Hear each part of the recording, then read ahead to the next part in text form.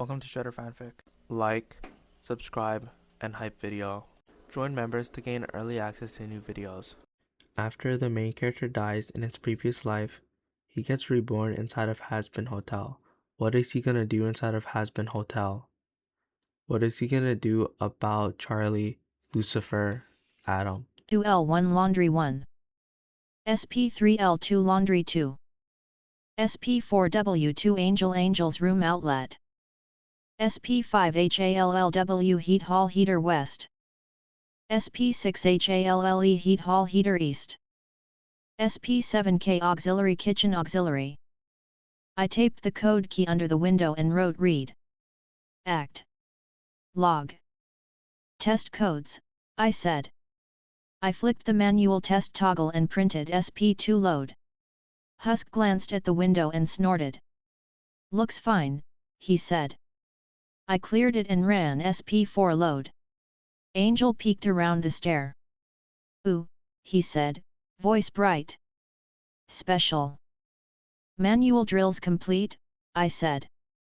We broke for a short, simple lunch. The guests came and went with their patterns. The new circuits did not change their movement. Blair sat with her bowl and a thread kit next to it. Scrap ate slow and then stood, ready to take trays if asked.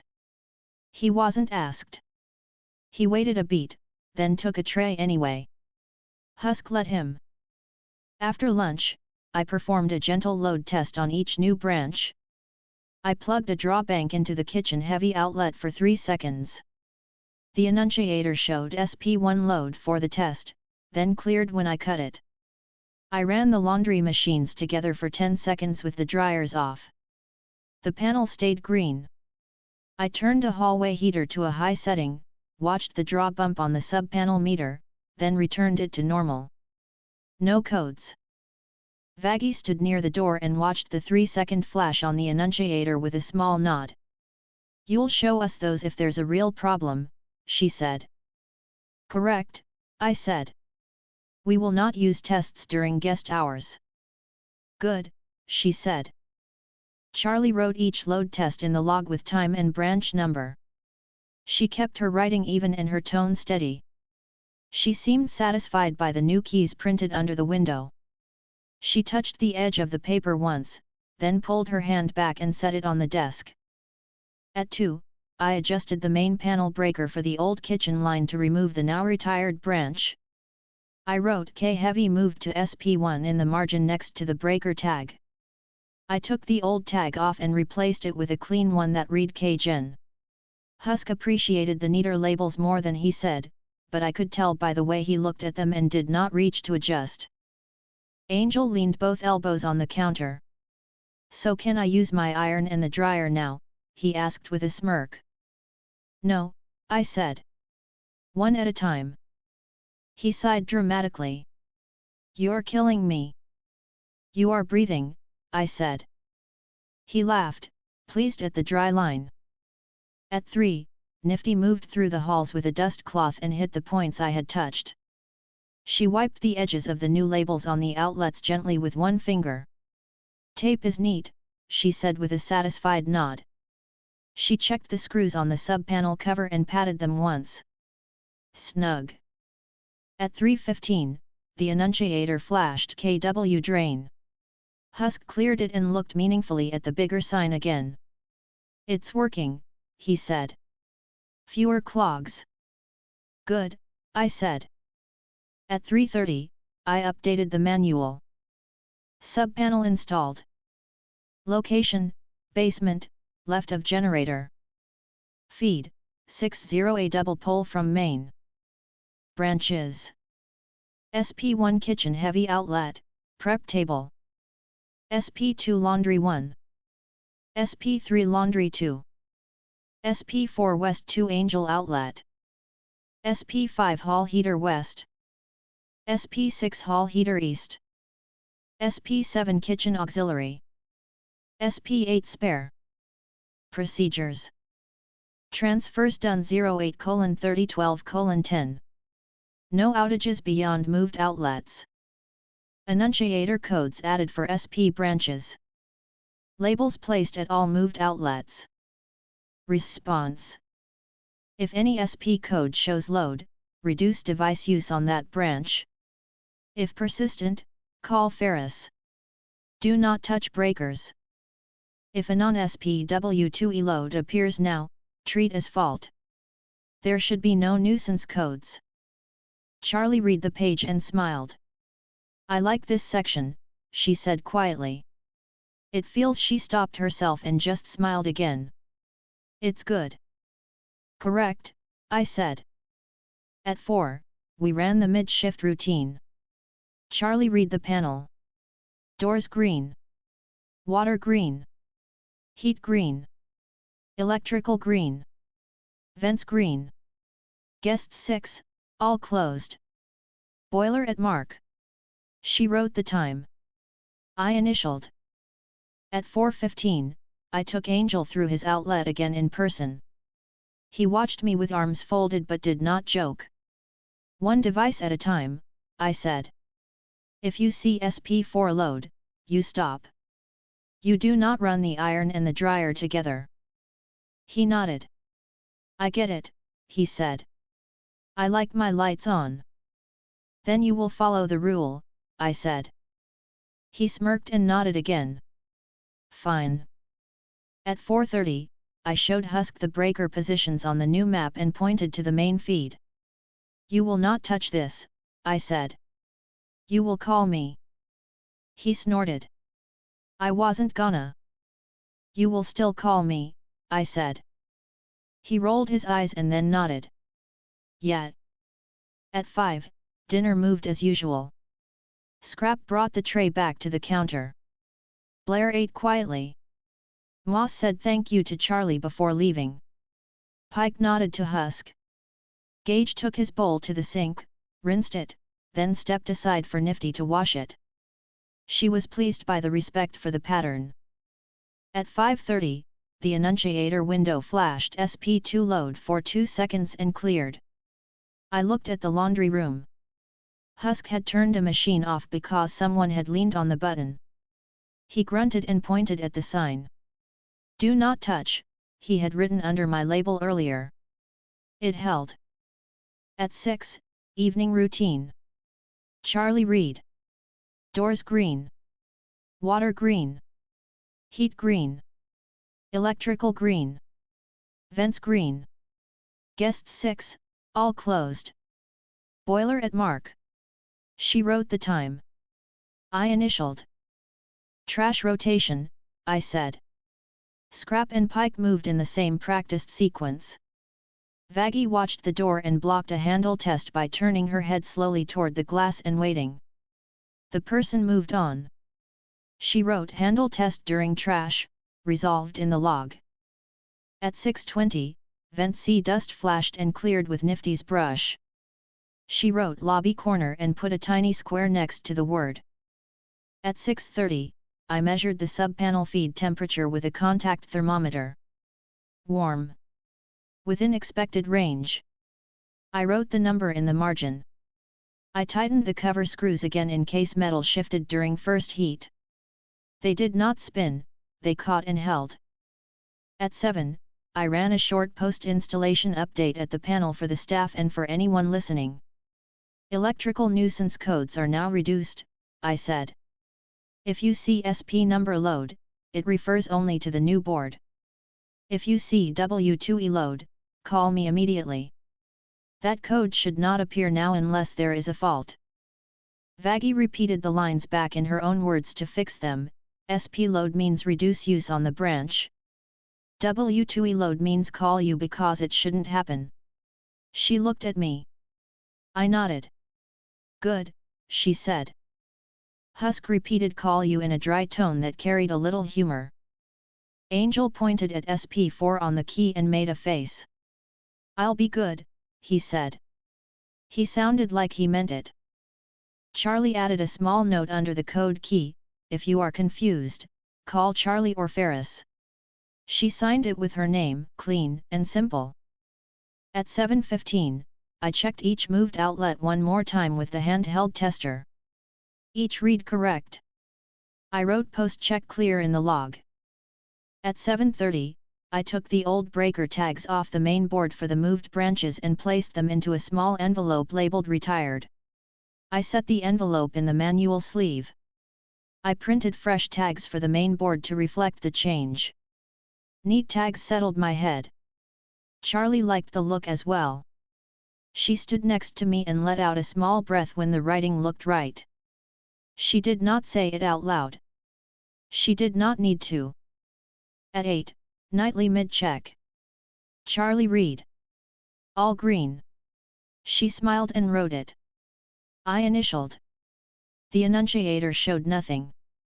At 8:15, I walked the new conduits with Nifty. She ran a cloth along the metal and polished the straps. She screwed down a clamp I had left half-turned and looked at me for a second like she was waiting for correction. Good, I said. She smiled so hard her eyes almost closed and then wiped the new panel window again out of habit. At 8:30, Alastair approached the panel and read the new codes with visible amusement. So many little letters, he said. You've given the building a new alphabet. It is a list, I said. How lovely, he replied, pleased. At 8:45, KW drain flashed once and cleared. Husk glanced at the sign and then kept wiping a glass. He was content. He looked at me and raised his mug a fraction in a quiet acknowledgement of the day's work. I inclined my head. He understood. At 9, night routine. Charlie read. Doors green. Water green. Heat green. Electrical green. Vents green. Guests 6, all closed. Boiler at mark. She wrote the time. I initialed. After the routine, I walked to the basement and opened the sub-panel cover one last time. The smell was of clean metal and dust the cloth had not reached. The bus rails were a dark, even color. The breakers sat in their seats like they belonged there. I pressed each with my thumb gently, one after the other, not to move them but to feel the firmness of the seat. They did not shift. I closed the cover and tightened the screws.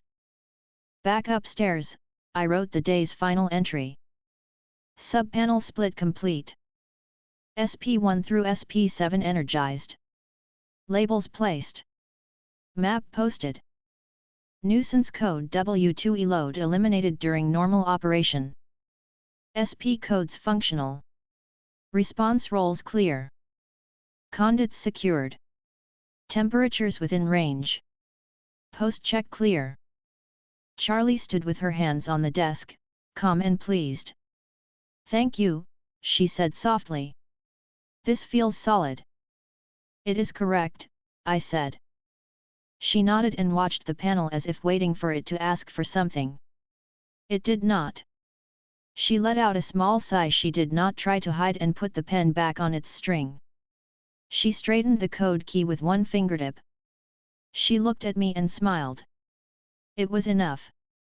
Vaggie set her spear against the wall and rolled her shoulders. Good work, she said, direct. Husk wiped the counter with a clean cloth like he did every night and smirked at nothing. No sparks. No smoke. I'll take it. Angel yawned and tipped his head back with a grin. You made my life easier. Try not to tell anyone. Nifty patted the sub-panel map once like it was a tiny pet and then straightened the rag stack by color. Everything is where it goes, she said with joy in her small voice. Alastair watched all of it, content to watch. Efficient, he said warmly. I stood in front of the panel a minute longer, hands behind my back, eyes on the rows. Green. Blank. Mark. I stayed until the minute ended, then picked up the toolkit, checked the front latch, wrote a single line note to oil it tomorrow, and returned. The grid did not change. Chapter 17, Manifold and Measure. I checked the panel at first light. Doors, water, heat, electrical, vents green. The annunciator window was blank. The boiler needle sat on the line I had set after the sub-panel split. The pre-filter differential matched yesterday's number. I wrote the values in the log and underlined the date. I drew the header in block letters, second stage manifold, third floor. Heat balance. Threshold update. Prep for 7th room. Charlie came into the lobby with her ribbon tied and a narrow case under one arm. She glanced at the header and then at the panel. Her expression held steady relief. "Today's the manifold," she said happily. "I brought the labels." "Yes," I said. "We will install a secondary manifold on the 3rd floor to split the line for 305, 307, 308, and 310, and one spare branch. We will add balancing valves, flow meters, and thermistors. We will run a guard line back to the panel for a new code." "Good," she said. "I made color tags for the branches. Just the labels, not the pipes." "Accepted," I said. Vaggie checked the front latch and the street through the glass. She looked at the panel and nodded. "All green," she said.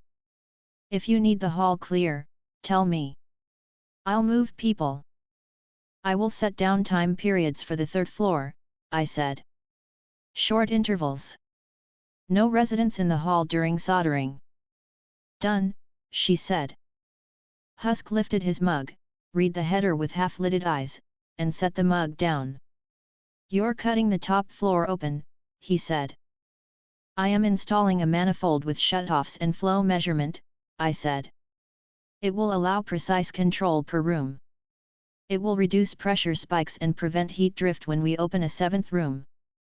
He gave a short grunt. "Fine. Don't cook the pipes." "Correct," I said. Angel slid down the banister and landed with a soft sound on the lobby floor. He read the header over Charlie's shoulder and smiled. "Ooh. Science Day." "Plumbing," I said. "Plumbing Day," he corrected, amused. Nifty came from the corridor with a coil of twine and a small pouch of screws. "Do you want me to bring the drop cloths?" she asked quickly. "I washed them." "Yes," I said. "Bring 2. We will protect the floor under the work." She brightened.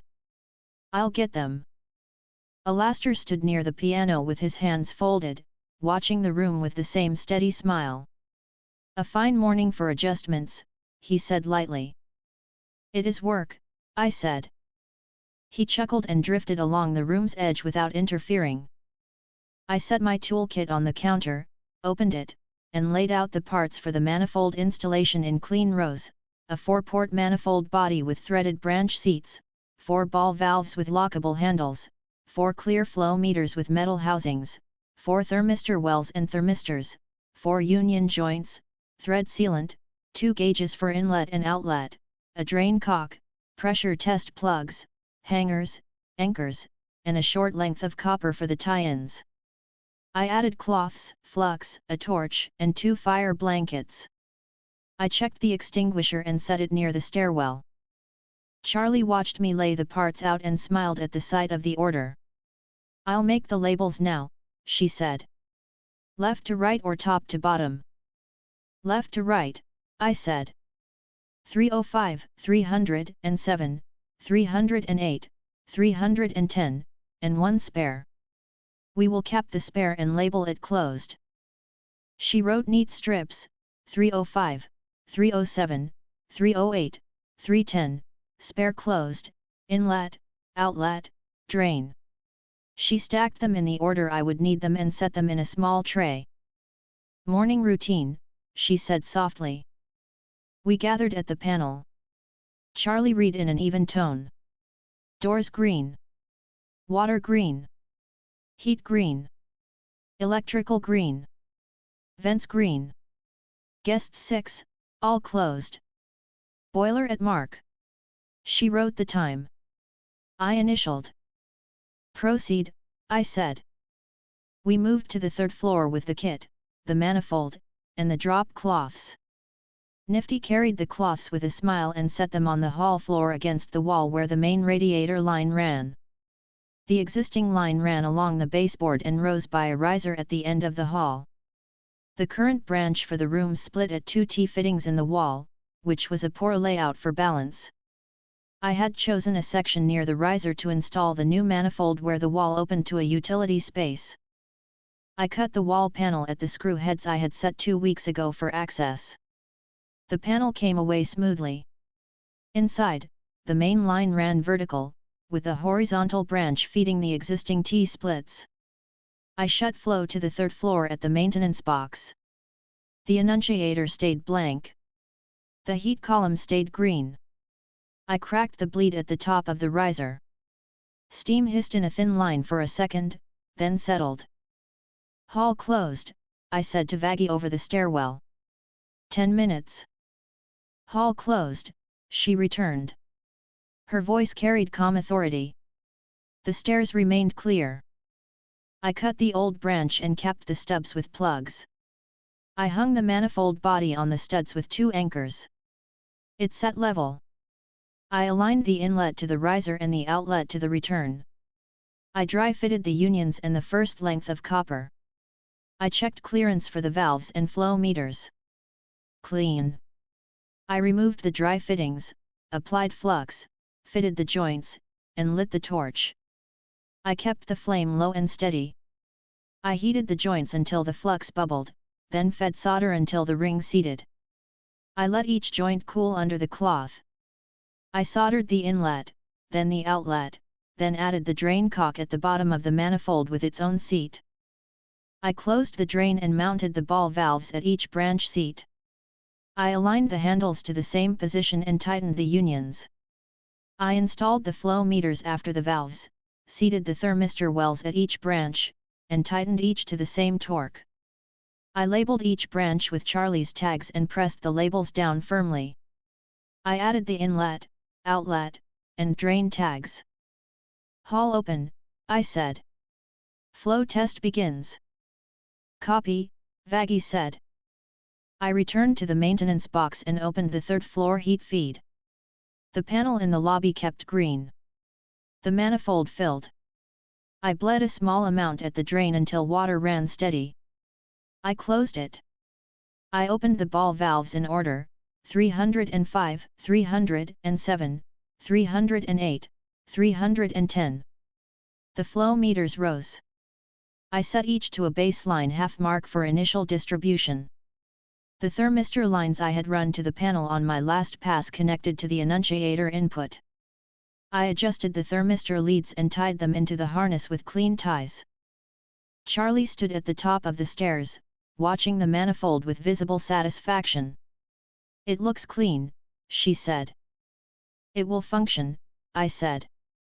I watched the heat rise at each branch on the flow meters. I turned the valves in small increments to match the baseline. I went to each room and checked the radiators. They warmed evenly. I felt the return line at each radiator. Warm, not hot. I returned to the manifold and adjusted 308 up by a hair and 310 down by a hair to match their farther run lengths. I left 305 and 307 at baseline. "Annunciator code," I said. I took the small board from my bag, opened the panel in the lobby, and added a new code line. I printed a new key tag and taped it under the window. New heat codes. E3HBAL third floor heat balance drift. Check manifold. E3H flow 305/307/308/310 specific branch flow out of range. Check valve. E3H temp 305/307/308/310 specific branch temperature drift. Check radiator. I set the annunciator to trigger E3HBAL if two branch readings diverged by more than the set band for 10 seconds. I set the specific branch codes for flow and temperature to 20 seconds sustained before printing to avoid noise. Charlie read the new key and nodded. "We'll know exactly which line to check," she said, pleased. "Yes," I said. I ran a test. I closed 308's valve by a quarter turn. The flow meter dropped. The temperature lagged. The annunciator printed E3H flow 308. I reopened the valve to baseline. The code cleared. I heated 310 slightly. The annunciator printed E3H temp 310. I returned it to baseline. The code cleared. I set a small deviation across 305 and 307 together to force E3HBAL. The window printed it. I returned both to baseline. The code cleared. Verified, I said. Good, Vaggie said from the bottom of the stairs. If those show, we go to the manifold, not the rooms. Correct, I said. No one enters rooms for balance unless necessary. We moved through the rooms one more time. Blair's radiator clicked and settled. The cover was straight. Scrap's radiator was quiet. Pike's radiator warmed without ticking. Moss's radiator ran silently. Gage's radiator hummed very faintly for 2 seconds at full open and then went quiet at the adjusted setting. I noted that and walked back to the manifold to trim 310's valve by a small amount to take the edge off his line. We paused and went down to complete the midday routine. Charlie read the panel with steady tone. Doors green. Water green. Heat green. Electrical green. Vents green. Guests 6, all closed. Boiler at mark. Third floor branches within band. She wrote the time. I initialed. Angel leaned on the counter and wiggled his fingers at the new key. Look at all those little numbers, he said, amused. I love them for you. You will read the window if it prints your floor, I said. He grinned. I'll shout down the hall. Do not shout, Vaggie said. He laughed and wandered to the couch. Nifty wiped the annunciator window with the cloth and patted the new tag once, careful not to smudge it. Pretty letters, she said. Neat lines. Husk looked at the new key and lifted an eyebrow. If the boiler needle holds, I don't care what you call it, he said, not unkindly. It will hold, I said. We ate a simple lunch at the bar. The guests came and went. Blair ate without speaking, Threadkit next to her bowl. Scrap carried a tray back to the counter and watched the panel while he stood there, then returned upstairs. Moss ate near the stairs, bowl in 2 hands, and looked at the manifold tag on the chores card before drifting back up. Pike took his bowl to the sink, rinsed it, and left. Gage came down last. He ate with his back to the wall and eyes on the door. He relaxed his shoulders as the food settled. After lunch, I set the manifold to a controlled shift to mimic incoming load for a 7th room. I opened the spare branches valve by a fraction and left it capped to see the pressure change without adding a room. The inlet gauge rose slightly. The outlet stayed within the band. The annunciator stayed blank. I adjusted 305 and 308 by a small amount in opposite directions to test the response. The meters matched in 10 seconds. Manifold responds, I said. Good, Vaggie said. Charlie wrote spare branch open test on her clipboard and added the time. We held the floor open for 30 minutes with the manifold live. I walked the hall, listened to the radiators, and checked for ticking or chatter. None. Charlie stayed near the panel and watched the heat column. Husk watched the boiler needle. It did not drift. At 1, I took the new thermistor lines at the panel and set the heat threshold band for the 3rd floor slightly narrower than the other floors. This would catch small drifts early on the top floor while leaving the others with the general band. I wrote the numbers in the margin and taped a small tag under the panel, E3H band equals narrow. I checked with Charlie. Clear. Clear, she said. I'll remember. At 1:15, Blair brought me a torn rag she had found near the manifold access. Trash, she said. I took it and set it in the bin. Thank you, I said. She nodded, turned, and went back upstairs. At 1:30, E3H temp 308 flashed for 1 second and cleared. I felt the 308 flow meter. It had dipped by a hair when someone opened the window and then closed it. Moss came down soon after and stood near the front door for a second. She watched the light in the lobby, then returned upstairs. I wrote 308 window open brief in the log. At 2, I did a small walk with Gage to show him the manifold location without inviting him in. If you see E3H flow 310 or temp 310, staff will handle it, I said. You do not adjust the valve guard in your room. He nodded. I won't touch it, he said, flat and honest. Good, I said. Angel peeked around the landing. Is it hot enough for you, tough guy? He asked, grinning. Gage gave him a flat look and shrugged. It's fine. Angel laughed and wandered away. Vaggie gave him a glance and he lifted his hands as if to say he would behave. At 2:15, I wrote a new manual page. 3rd floor 2nd stage manifold. Location, 3rd floor utility space, west riser. Branches, 305, 307, 308, 310, spare, capped. Controls, ball valves per branch, clear flow meters, thermistor wells. Gauges, inlet and outlet. Drain, at base, use for vent and bleed. Annunciator. E3HBAL, 3rd floor heat balance drift. E3H flow number, branch specific flow warning. E3H temp number, branch specific temperature warning. Response, check manifold first. Do not enter room unless persistent. Procedure. Daily, visual inspection of flow meters at midday. Note unusual readings. Weekly, bleed manifold drain for 10 seconds with bucket. After any code, adjust branch valve in small increments. Verify meter and room radiator behavior. I printed the numbers and steps in simple, block lines. Charlie read the page and smiled.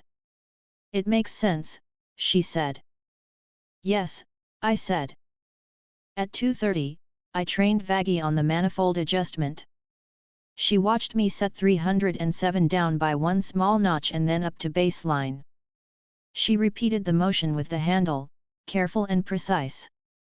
I'll do this if it prints and you're busy, she said. Correct, I said. No more than one notch. Then wait. Then one notch if needed. Then stop and call me. Got it, she said. At 2:45, I trained Husk on the weekly bleed. He watched as I set the bucket and opened the drain 1/4 turn. Water flowed for 10 seconds. I closed it. He looked at the flow and nodded. I can do that, he said. I'll log it. Yes, I said. At 3, we ran the mid-shift routine. Charlie read the panel. Doors green. Water green.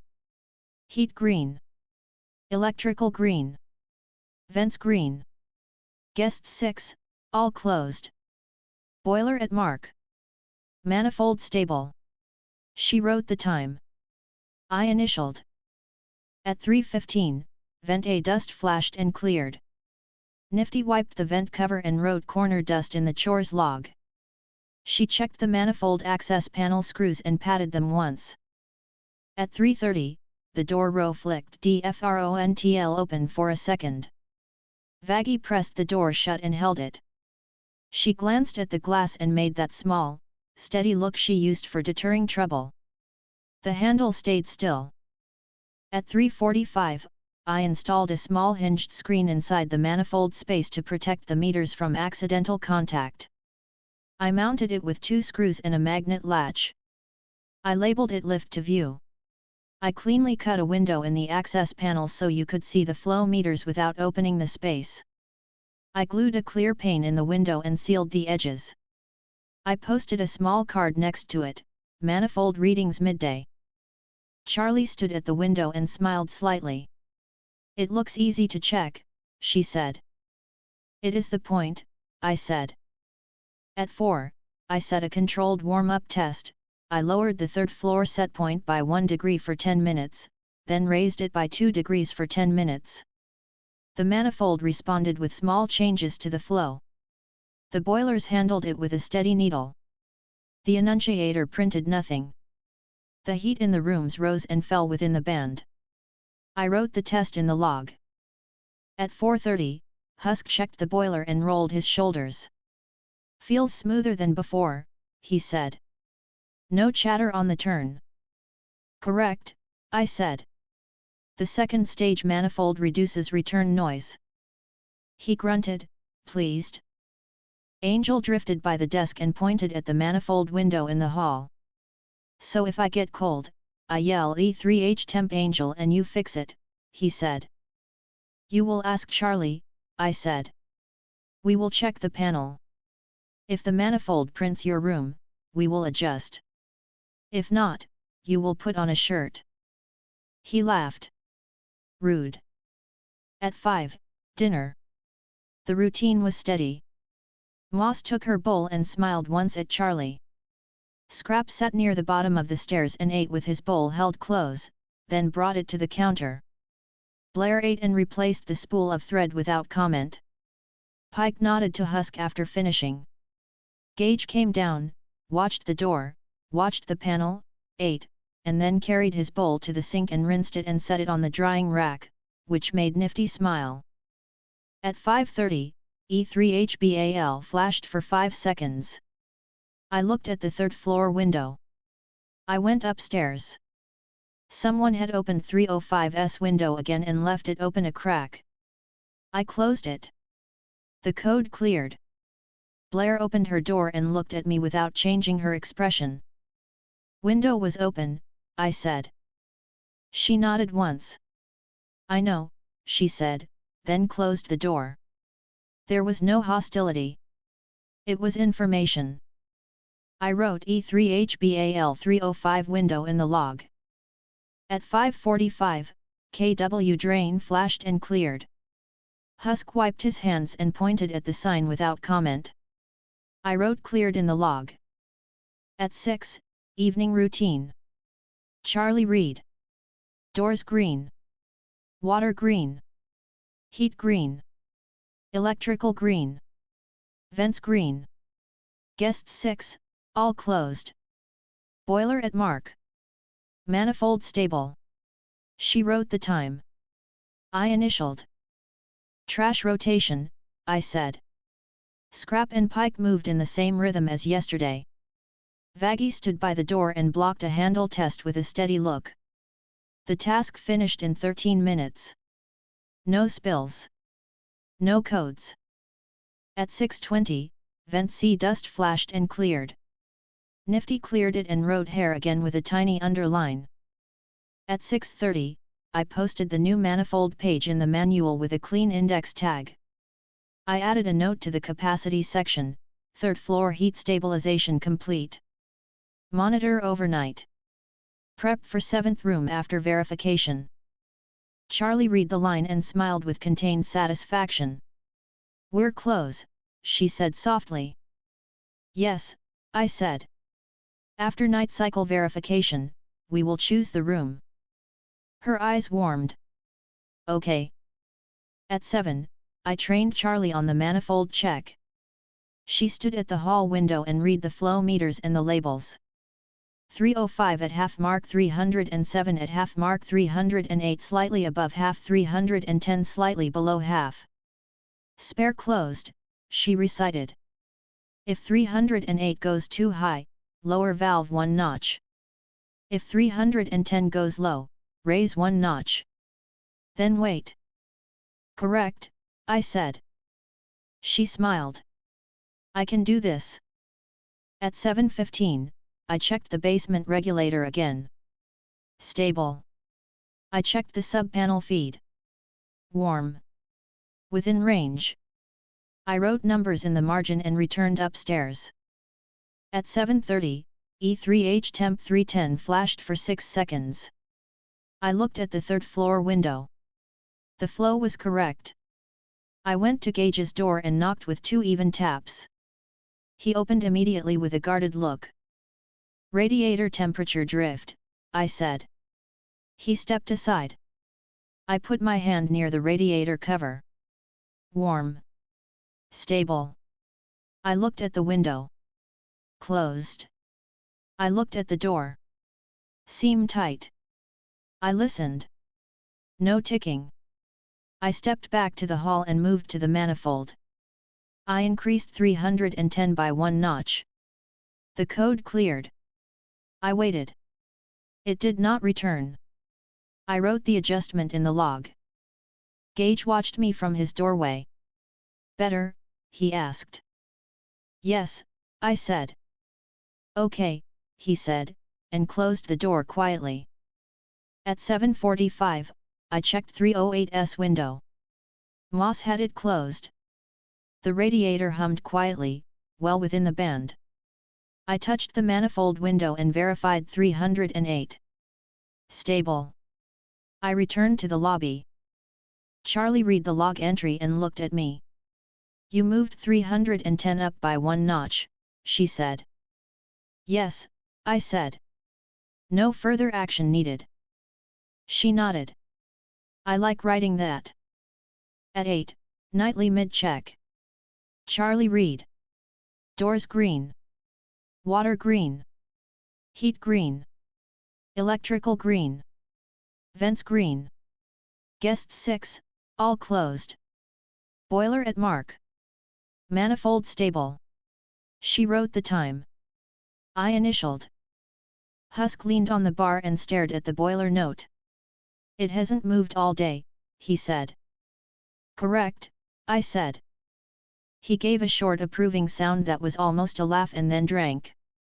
Angel finished a call on a small device, put it away, and looked toward the stairs. "Everybody cozy," he called. Inside voice, Vaggie said. He mouthed sorry and flopped onto the couch. At 8:15, I added a simple, printed card to the third-floor maintenance box. "Third floor manifold check, midday. Read flow meters through window. If all near half mark, no action. If one high, lower valve 1 notch. If one low, raise 1 notch. Wait 10 minutes. If code persists, call Ferris. Do not open panel unless trained." I taped the card beside the window and tied a pencil to the hook. I marked the midline on the flow meters with a thin strip of tape for easy visual checks. Nifty smiled and nodded. "It's clean," she said. She liked clean edges. She liked tape that lined up. At 8:30, the alley open flashed. Vaggie checked the latch. "Clear." She wrote wind in the log. No further action. At 8:45, I checked the valve's lock screws. Tight. I checked the drain cock. Closed. I checked the gauge seals. Dry. I wrote these in the margin. At 9, night routine. Charlie read the panel. Doors green. Water green. Heat green. Electrical green. Vents green. Guests 6, all closed. Boiler at mark. Manifold stable. She wrote the time. I initialed. The guests went to their rooms. Angel moved up the stairs humming. Husk wiped the bar with a fresh cloth. Vaggie stood at her post near the front door. Nifty sorted rags by color and size. Alastair watched with a calm expression and said nothing. I walked the third floor one last time with the toolkit under my arm. I listened at each door. Water moved, then stopped. Heaters ticked once and then went quiet. Air moved at the vents. The manifold window showed 4 bands sitting where I had left them. I pressed my fingers against the clear pane. It was warm from the nearby pipes. I removed my hand and wrote manifold window heat safe in the log. Back in the lobby, I wrote the final entries for the day.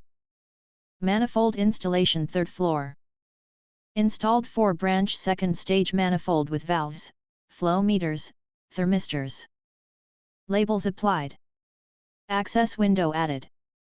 Annunciator codes added, E3HBAL, E3H flow number, E3H temp number. Training, Vaggie, adjustment, Husk, bleed, Charlie, visual check. Tests, window open/close, set point shift, spare branch pressurization. All stable. Adjustments, 310 plus 1 notch at 1932. Cleared. Prep for 7th room. Observe overnight. If no persistent codes, select room tomorrow. Heat threshold band ready. I set the pen on its string. The panel held green. The annunciator window was blank. The building stayed steady. Charlie stood beside me and read the last line. She smiled quietly and looked at the panel. "Thank you," she said. "You are welcome," I said. She rested her fingertips on the counter for a second and then pulled them back. "I'll sleep well," she said softly. "Call me if anything changes," I said. "I will," she said. Vaggie looked over her shoulder at us and nodded once, content with the day's outcome. Husk refilled his mug with water instead of anything else and stared at the boiler line like it had personally cooperated. Nifty patted the cloth at the annunciator hook and straightened the manifold card on the 3rd floor with a quick trip and back. Alastair smiled and pressed one key on the piano, a short, clean sound that stopped immediately. I stood with my hands behind my back and watched the rows for a final count of 10. Green. Blank. Mark. I walked the perimeter once. I checked the front latch, the alley bin, and the kitchen door. I wrote "front latch oil tomorrow" and put the pen down. Then I stood still and let the panel tell me nothing else. Chapter 18, 7th key, tight balance. I checked the panel before sunrise. Doors, water, heat, electrical, vents green. The annunciator window was blank. The boiler needle sat on the mark. The 3rd floor manifold note I had taped under the panel yesterday stayed flat against the wood. I wrote the numbers in the log, underlined the date, and drew the header in block letters, "Open 7th room. Assigned to manifold branch. Monitor 24 hours. The 3rd floor manifold window showed 4 flow meters where I had left them. I walked up to check them by eye before the lobby woke fully. 305 and 307 sat at the half mark. 308 a hair above, 310 a hair below. The spare branch valve was shut and labeled closed. The access panel screws were tight. The drain cock was closed. I ran a finger along the edge of the window. No warmth leak into the drywall. I returned to the lobby. Charlie came down with her ribbon tied and a small box under her arm. She read the header and looked at the rows. Her face showed relief. "We can open one," she said happily. "I printed the room cards already." "Yes," I said. "We will open 311, 3rd floor. It is adjacent to 310 and within the manifold reach. I will tie 311 to the spare branch and relabel the spare." "Good," she said. I brought the labels. Vaggie checked the street through the glass, then turned to us. "No watchers," she said. "We do this quietly. One person. No groups. No friends trailing." "Confirmed," I said. Husk lifted his mug, read the header, and raised his eyebrows a fraction. "Lucky number 7, he said, not quite joking, not quite serious. "I'll watch the boiler." "Watch the panel too," I said. "Yeah," he said. Angel slid down the banister and landed with a small tap. "You finally using that 5th pipe upstairs?" he asked, amused. "Bring on the neighbors." "One only," Vaggie said. He drew a heart in the air with a finger and grinned. "Sure." Nifty hurried out of the hallway with a neat stack of folded towels balanced on one arm. "I washed these last night," she said quickly. "For the new room. I also wiped the vent covers." "Bring 2 to 311, I said. "Leave one in the cupboard." She nodded, then zipped off. Alastair drifted into view near the piano, hands folded, smile steady. "A new arrival," he said with a light rhythm. "How very industrious." "Opening one room," I said. He nodded, amused. I set my toolkit on the counter and took out the valve handle key for the manifold, a thermistor lead, a door reed, 2 magnets and a fresh outlet plate label. I placed a small coil of pipe thread and a short piece of copper elbow in the tray for the branch tie. "Morning routine first," I said. Charlie stood at the panel and read each column in a measured voice. "Doors green. Water green. Heat green. Electrical green. Vents green. Guests 6, all closed. Boiler at mark. Manifold within band." She wrote the time. I initialed. We went to 311. The door opened with a clean catch, but the latch dragged slightly. I loosened the strike plate screws, shifted it by a millimeter, and tightened it. The catch fixed. I slipped the reed into the frame and set the magnet into the door edge. The guest status row for 311 on the new card I had printed showed yellow when I opened the door and green when I closed it. I tied the lead down the chase to the panel and clipped it in. I checked the ceiling fan bracket. Tight. The blades moved steady. No wobble. I pulled the bathroom faceplate, checked the mixer, ran the water. The trap was dry and sealed. I tested the compression fittings. They held. I labeled the outlet one device at a time and seated the screws with even torque. Nifty appeared with the towels. She placed them on the shelf, center aligned, edges straight. She peered at the vent cover and smiled. "It's so clean," she said, proud. "Proceed," I said. I returned to the manifold access. I removed the cap from the spare branch, installed a union, tightened it, and ran the branch into the wall cavity toward 311. I sealed the joints with flux and solder, wiped the ring, and let it cool under a cloth. I threaded a thermistor well and seated it at the branch. I labeled the branch 311. I slid the card spare closed off the tag holder and replaced it with 311. I opened the valve one notch. The flow meter lifted to the half mark after the bleed. "Manifold tied," I said into the stairwell. "Copy," Vaggie said. I walked to 311 and laid a hand near the radiator cover. It warmed even. I checked the return pipe. Warm, not hot. I listened. No ticking. I noted that in my head and returned to the panel. The new code key line I had taped yesterday read E3H flow 311/E3H temp 311. I pressed the test toggle. The annunciator printed E3H flow 311, then cleared. I toggled again for temp 311. Clear. I returned the toggle to live. "Street," Vaggie said, tapping the glass. We returned to the lobby. Charlie adjusted her stance in front of the doors and breathed in once to settle. She opened the door a hand's width and checked the street. She lifted her voice just enough. "Hazbin Hotel," she said calmly. "One room available. Quiet residents only. We have rules. We can help." A sinner with a sloped set of shoulders paused at the far curb. He had slanted horns, a jagged scar over one eye, and a collar turned up against the air. He watched the open door. He kept his hands at his sides and did not make a show.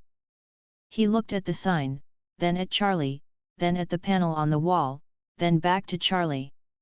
He stepped up to the threshold and hesitated. Vaggie's body stayed between him and the lobby proper by inches, not by force. "Inside if you're in," she said, even. He stepped fully inside. "Name's Rivet," he said. He did not push his voice. He didn't add anything. Charlie smiled in a way that did not patronize. "We have one room," she said gently. "We have rules. No violence, no clients, no drugs, no weapons drawn. We ask for help with chores. We offer heat, water, and a bed. We'll help you if you need help." He glanced at the rule card on the counter and read quickly. He held his jaw tight. The line about clients did not make him flinch. The line about chores made his eyes shift, but his face did not change. "I can do that," he said.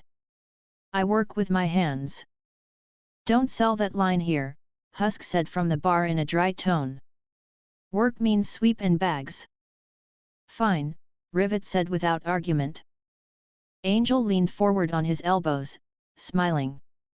"You'll like the showers," he said. "Pressure is real. Water's hot when you want it."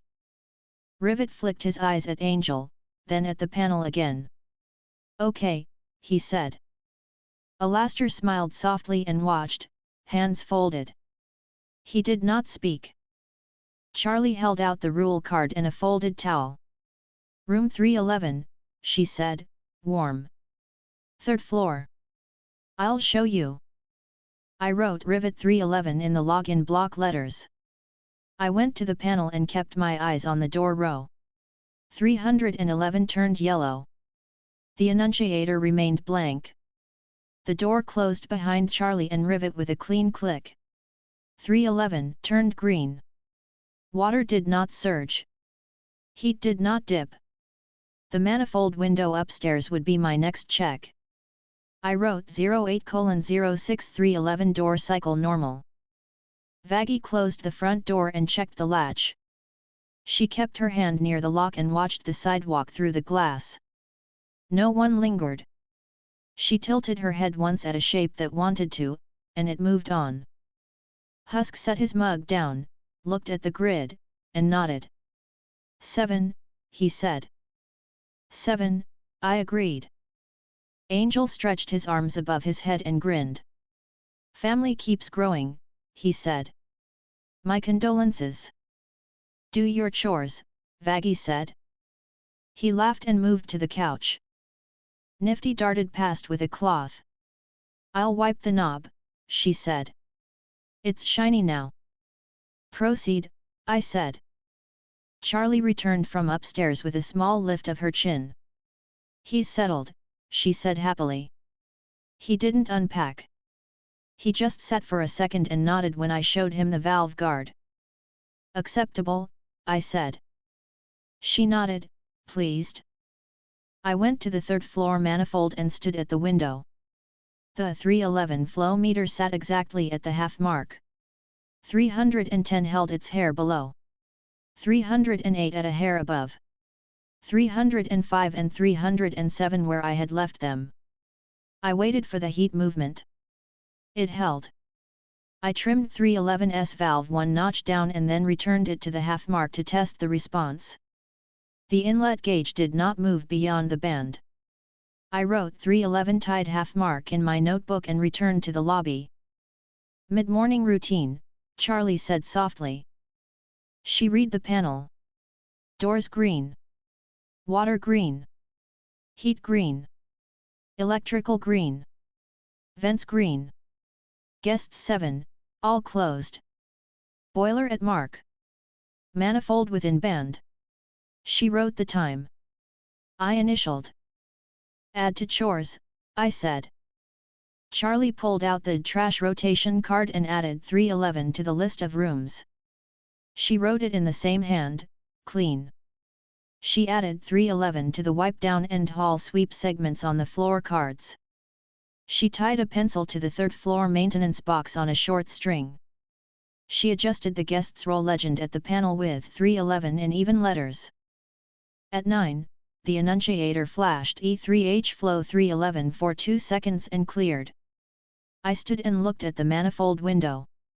311 had dipped by a fraction when Rivet had opened his window for a second.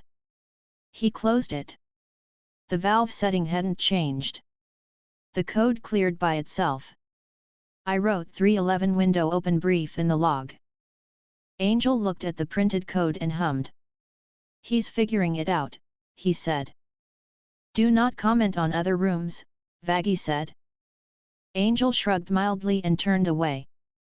At 9:30, the vent column flashed vent C dust. Nifty sprinted with her brush, removed a wad from the corner, and returned with quiet satisfaction. She wrote dust clump in tiny letters on the chores log. At 10, I performed a boiler mark check. Steady. I pressed the lock ring on the regulator. Tight. The sub-panel feed sat warm within range. The annunciator window stayed blank.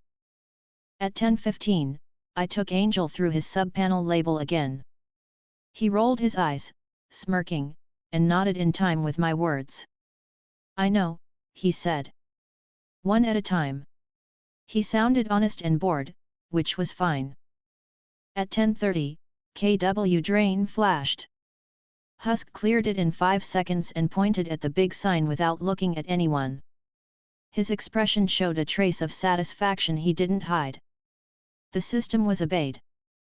At 10:45, I pulled the 311 rule card Charlie had printed and taped it behind the door at eye level. It read, if a code appears for your room, you may hear a knock.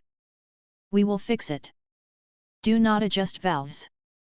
Ask for help if needed. Rivet opened the door when he heard me at the wall and watched me place the card. He looked tense, then eased when he read it.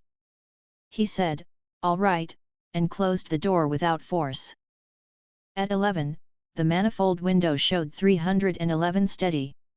308 rose by a hair, then settled. I wrote both notes. I checked the thermistor leads behind the panel.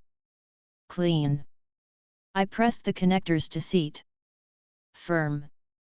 At 11:15, W2E load did not appear at any time. I wrote that line on purpose, no W2E load codes during 5-hour span with 7 rooms. Charlie read that line and smiled. You like writing that, she said. It is important, I said. At 11:30, I assembled a small tool roll with the manifold key, a small wrench, a rag, and a copy of the manifold reading card. I clipped it on a hook inside the third-floor maintenance box. I labeled the hook manifold KIT. Nifty inhaled and nodded, pleased by a hook with a purpose. At noon, lunch moved as it had been moving. Blair ate with her kit next to her. Pike finished quickly and nodded to Husk like clockwork. Moss stood near the bottom of the stairs and ate with her bowl in both hands and returned upstairs. Scrap sat where he could see the panel and relaxed a little when no codes flashed. Gage ate with his back to the wall and watched the door. Rivet came down last, took a bowl, and stood at the edge of the group until Charlie pointed to a chair. He sat. He ate. He took his bowl to the sink. He rinsed it. He looked at the trash card, traced one line with a finger as if making sure he could read it, then stepped back. At 12:30, the annunciator flashed E3H temp 311 for 4 seconds. I went upstairs. Rivet had opened his window a crack. He closed it when he saw me in the hall and looked at the radiator cover like he had done something wrong. He had not. The code cleared. I adjusted 311 one notch, then returned it after 10 minutes when the temperature held. I wrote 311 plus 1 notch, minus 1 notch window in the log. At 1, I checked the basement pre-filter differential. 0.2 bar. Unchanged. I bled the Y strainer for 5 seconds. 3 grains. I wrote 3 in the margin and circled it. Husk watched me and nodded once. At 1:15, I walked the second floor with Vaggie. She checked the door reeds with a small magnet and listened to the hallway. She said, clear, twice. She watched the front through the glass and kept her shoulders down, relaxed but alert. We returned to the panel. At 1:30, the vent column flashed vent A dust. Nifty cleared it and wrote corner. At 1:45, Angel drifted by the panel again, peered at the 7 green guest lights, and smirked. "We're a hit," he said. "Watch your outlet," I said. "Always," he said, amused. At 2, mid-shift routine. Charlie read. Doors green. Water green. Heat green. Electrical green. Vents green. Guests 7, all closed. Boiler at mark. Manifold within band. She wrote the time. I initialed. At 2:15, I pulled the door latches on the 3rd floor and oiled the hinge that had squeaked last week. I wrote hinge oil in the margin under maintenance. I adjusted the latch on 310 a fraction. The catch improved. I wrote it too. At 2:30, I found a small paint peel near the manifold window. I marked it with a dot for later. I wrote paint patch by window in the log. Nifty saw my dot, produced a ribbon of painter's tape, placed a small square over it, and smiled. "I'll fix it tomorrow," she said. "Proceed," I said. At 2:45, E3HBAL did not appear during a mild hallway draft, which meant the narrow band I had set was correct. The manifold readings stayed level. I wrote no BAL during draft in the log as validation. At 3, Blair came down and asked with one word, "Thread." Charlie exchanged the spool. Blair put the empty one on the counter. She returned upstairs, opened her door with a quiet turn of the handle, and closed it without a slam. I noticed. I wrote quiet doors as one line. It mattered. At 3:15, the door row flashed DFRONTL open for 1 second. Vaggie pushed it shut and gave the glass a steady look. She wrote latch tested and did not add emotions to the line. At 3:30, I walked 311 again with the toolkit in my hand. Rivet opened the door at the first knock and stepped aside. The room was not messy. The towel I had left was folded on the chair back. The heater cover was where I had left it. The outlet label was untouched. He did not say much. He watched me check the radiator. I watched him watch me. He did not flinch. He said, "It's warm," and I nodded. I left. At 3:45, I updated the manual's capacity page. 7 room operation, start. Room added, 311, 3rd floor, West Branch manifold. Resident, Rivet. Manifold, 311 at half mark initial, minor window events noted. Codes, E3H flow 311, brief, E3H temp 311, brief, both cleared. No sustained E3H BAL. Electrical. No W2E load during 7-room span. SP codes clear. Water/vents. KW drain cleared when present. Vent dust events handled by Nifty. At 4, we ran the mid-afternoon routine. Same green progression. Charlie smiled as she wrote. The act mattered to her. The steady pattern mattered to me. I initialed. At 4:15, I stood in front of the panel and wrote a short index line under the code key. 3rd floor manifold quick reminders. Check window first. 1 notch only. Wait 10 minutes. Log change. Charlie read it twice as if she wanted to memorize it. Vaggie read it once and tapped the 1-notch line with her finger. 1, she repeated. Husk did not read it out loud. He lifted his mug a fraction in a quiet signal that he had seen it. At 4:30, D alley open flashed. Vaggie checked the latch and returned. She wrote wind and moved on. Angel tilted his head at the window and yawned. Nifty wiped the panel glass with the cloth and hung it back. At 5, dinner. The pattern held. Moss said thank you and brought her bowl back. Pike nodded. Scrap waited for the chore queue without fidgeting. Blair ate and took thread. Gage ate and rinsed his bowl. Rivet sat at the edge of the table and tried to disappear. Charlie refused to let his silence create discomfort. She set a napkin near his bowl. He used it. She smiled at that small compliance and did not turn it into a scene. Husk served portions without commentary and kept the temperature steady on the small heater. Alastair watched, pleased by the order and the quiet. At 5:30, E3H temp 308 flashed and cleared. Charlie looked up the stairs automatically. I checked the manifold window. 308 had dipped when Moss opened her window, then closed. No adjustment needed. I wrote 308 window in the log. I did not knock. At 5:45, KW drain flashed and cleared. Husk had already bent to the trap. He smirked at his larger sign and read it aloud under his breath for his own satisfaction. "Whatever you think belongs in the sink doesn't," he said. Angel grinned. At 6, evening routine. Charlie read steadily. Doors green. Water green. Heat green. Electrical green. Vents green. Guests 7, all closed. Boiler at mark. Manifold within band. She wrote the time. I initialed. Trash rotation, I said. Scrap moved first to the third floor.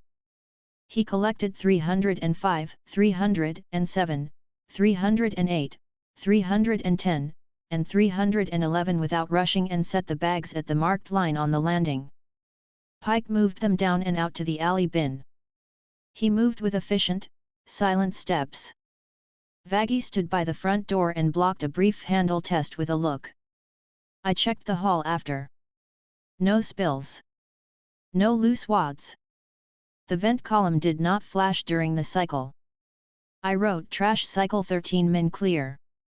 At 6:20, vent C dust flashed and cleared. Nifty made a satisfied sound and wrote hair for the third time that day. It was a day for hair. At 6:30, I checked the manifold window again. 311 held. I put my palm near the access pane and felt mild warmth.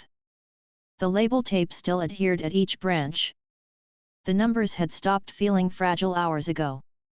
I wrote steady after trash in the margin. It was a good point to check. Flow had not shifted during the door cycles. At 6:45, Angel wandered past the panel, read the line guests 7, and smirked. Lucky number, he said. It is just a number, I said. Sure, he said, amused. At 7, I pulled the toolkit and oiled the front latch I had left for today. The door closed smoother. Vaggie tested it, nodded once, and said, good. I wiped the excess oil and wrote latch oil completed. At 7:15, I sat with Husk on the basement step and checked the regulator one more time during the evening cycle. Steady. The relief valve had not chattered once today. I caught Husk's eye and nodded. He nodded back and took a small sip of water. He looked at the sub-panel cover and read the map lightly with his eyes as if memorizing it. He said nothing. It did not need words. At 7:30, E3H flow 311 flashed and held 5 seconds. I went upstairs. The window in 311 was shut. I checked the manifold. The meter had slipped a fraction below the mark. I raised the valve one notch and waited. It returned. Clear. I marked the date and time at the window edge with a small pencil dot where only I would look. I wrote 311 plus 1 notch 1932 held in the log. On the way back, I passed Gage at his door. He watched me move past to 311 and back. Problem? He asked, quiet. Adjusted, I said. He nodded. Good. He closed his door softly. At 7:45, I checked 308. Stable. I walked to the lobby and wrote the detail in the margin by the manifold entry. At 8, nightly mid-check. Charlie read in her same steady tone. All green. She wrote the time. I initialed. She let herself smile when she drew the small box around guests 7. She liked boxes. I let her have it. At 8:15, I added one final line to the manual. 7-room monitoring first evening. Manifold steady. 311 adjusted plus 1 notch at 1932, stable. No sustained E3HBAL.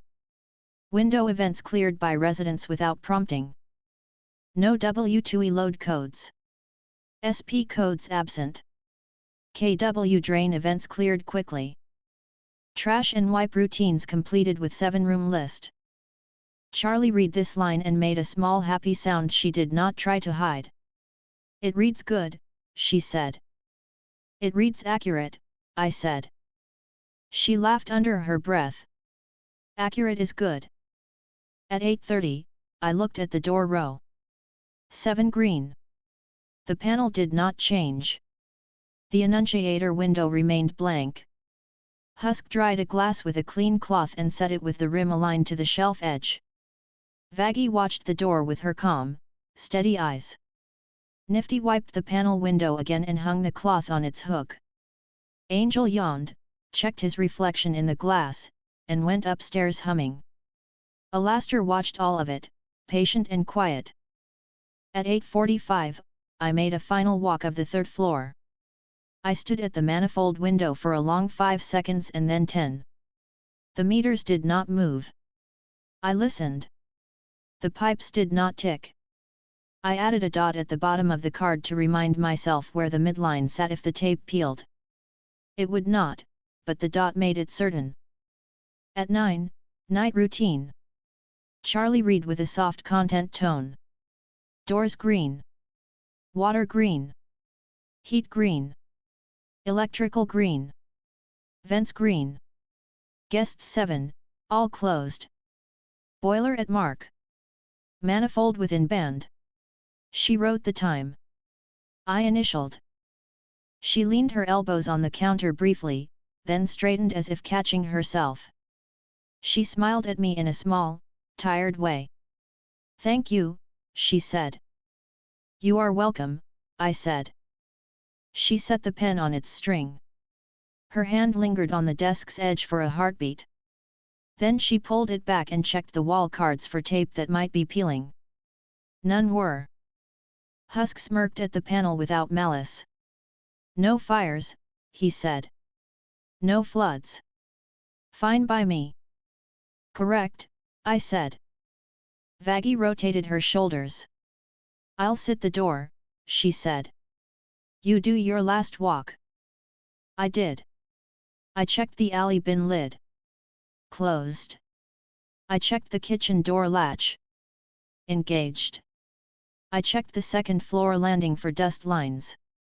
Clean. I checked the 3rd floor for drafts near the manifold window. Sealed. I returned to the lobby. I wrote the last line of the day. 7th room opened, 311, day 1. Systems, stable. Codes, brief E3H flow 311, E3H temp 311, resolved. Adjust, +1 notch at 1932 on 311, held. No W2E load. Vents clear. Drain cleared when needed. Trash/wipe completed. The panel held green. The annunciator remained blank. I stood with my hands behind my back and counted to 10. The rows did not change. Chapter 19, Deep Dust and Downtime. I checked the panel before sunrise. Doors, water, heat, electrical, vents green. The annunciator window was blank. The boiler needle sat on the mark. The 3rd floor manifold card looked straight. I wrote the numbers in the log, underlined the date, and drew the header in block letters, weekly deep dust vent pull. Posted downtime. Staggered cleaning by floor. Adjust vent bands. I went to the 3rd floor manifold window and verified the 4 flow meters. 305 and 307 sat at the half mark. 308 a hair above. 310 a hair below. 311 held the half mark after last night's notch. I placed my palm on the access pane. Warm. Safe. I returned to the lobby. Charlie came down with her ribbon tied and a clipboard. She glanced at the header and then at the annunciator window. Her shoulders eased. "Today we clean the main ducts," she said happily. I made the downtime signs.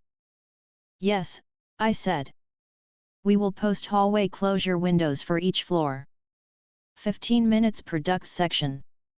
We will cut fan power for the segment, open access plates, scrub, and vacuum. We will coordinate with the panels so we do not flood the annunciator with vent codes." Vaggie checked the street through the glass and then faced the desk. "Tell me the windows," she said. "I'll keep the halls clear." "Second floor at 10 o'clock, West Wing," I said. "Third floor at 11 o'clock, West Wing. Second floor at 1400 hours, East Wing. Third floor at 1500 hours, East Wing. Lobby and kitchen vents at 16:00. "Got it," she said. "I'll start moving people 5 minutes before each window." Husk shuffled from behind the bar with his mug and set it down with a dull sound. He read the header and squinted. "You're tearing the building open," he said, not alarmed, just tired. "I am opening access plates and brushing dust," I said. "We have been clearing edge lint. Today we pull main dust from the trunks and returns. It will reduce false vent codes and keep air steady." He lifted a shoulder. "Fine. Keep it out of my bottles." "I will seal the bar vent," I said. Angel slid down the banister and landed with his usual show. He lifted 2 fingers in a lazy salute. "You scrub my duct, you buy me dinner," he said, teasing. "You will keep your door closed during the window," I said. "Bossy," he said, amused. Nifty zipped into the lobby with a bundle of drop cloths and a small vacuum pack strapped to her back. She beamed. "I dusted the brushes," she said quickly. "I have 3 sizes. Long, medium, and the little one for corners." "Good," I said. "We will use the long one for trunks and the medium for branches. The little one for access plate edges." She bounced in place. "I'll get the tape." Alastair moved into view by the piano and watched the list with the same steady smile. "A spring cleaning for our air," he said lightly. "Vent maintenance," I said. He chuckled without adding anything. I placed the tools and supplies in a row on the counter, 3 duct brushes with extension rods, a heavy-duty vacuum with a sealed bag, 2 rolls of painter's tape, a bundle of plastic sheeting, a set of screwdrivers, a small set of wrenches, a headlamp, and the panel key for the fan control. I set a small binder labeled Vents Deep Pull beside the log and opened to a clean page. I wrote the procedure in block letters. Deep Dust Vent Pull Procedure. Post hallway downtime signs 5 minutes before start. Cut fan power to target wing. Confirm vent band widened on panel. Tape plastic over room vents in target wing. Doors closed. Remove access plate at trunk. Insert brush. Scrub forward and back. Vacuum at plate. Remove corner lint at branch takeoffs with small brush. Replace plate. Remove plastic. Wipe vent faces. Restore fan power. Narrow vent band to normal. Log times and any debris notes. If annunciator prints vent during pull, continue and finish, only respond if door codes or heat codes appear. Charlie read over my shoulder and nodded. "Simple," she said. "I'll post the signs and read the panel when you adjust the band." "Good," I said. I opened the annunciator and set a temporary adjustment for the vent band during cleaning windows. I taped a small card under the window with clean lines. Vent cleaning mode. During posted windows, vent band widened to 2x for target wing. Codes will only print if airflow stops completely for 20 seconds. After cleaning, reset to normal band. Morning routine, Charlie said softly. She read the panel with a measured tone. Doors green. Water green. Heat green. Electrical green. Vents green. Guests 7, all closed. Boiler at mark. Manifold within band. She wrote the time. I initialed. We started with preparation. I walked the second floor west hall and checked the trunk access plate screws. Tight. I marked each with a pencil tick so I'd know if I had missed one. I ran a hand along the return grill. Dust at the edges. I wiped it with a cloth to keep it from falling during the pull. I did the same on the third floor west hall access. Back in the lobby, I printed simple downtime signs. Vent cleaning hall closed. Second floor west, 10:00:10:20. Third floor west, 11:00:11:20. Second floor east, 14:00:14:20. Third floor east, 15:00:15:20. Lobby/kitchen vents, 16:00:16:30. Please keep doors closed. Do not open vents. Do not enter hall during times. Charlie took the signs and taped them at the base of each stair, at the landing, and at the hall mouths. She used clean tape edges and pressed them flat. Nifty brought a stack of pre-cut plastic and a roll of tape. I measured the vent faces, she said proudly. The plastic fits. Good, I said. You will tape the plastic on the room vents in the target wing 5 minutes before start. You will remove it after we replace plates. Okay, she said. She adjusted the vacuum strap on her back with visible excitement. Angel tapped the downtime sign with a finger and smirked. You better not wake me up with that thing, he said. You will sleep after lunch, Vaggie said dryly. Angel gasped and grinned. Rude. Husk poured a drink and tilted it at the panel. You cut my vents last, he said. Lobby and kitchen at 4, I said. Good, he said. At 9:45, I briefed the residents in simple lines. Second floor west wing will be closed at 10, I said. Keep your doors closed. Do not open room vents. If you need water or help, wait until we remove the signs. Pike nodded once. Scrap said quietly, okay. Blair listened without answering. Moss lifted her chin a fraction to show she had heard.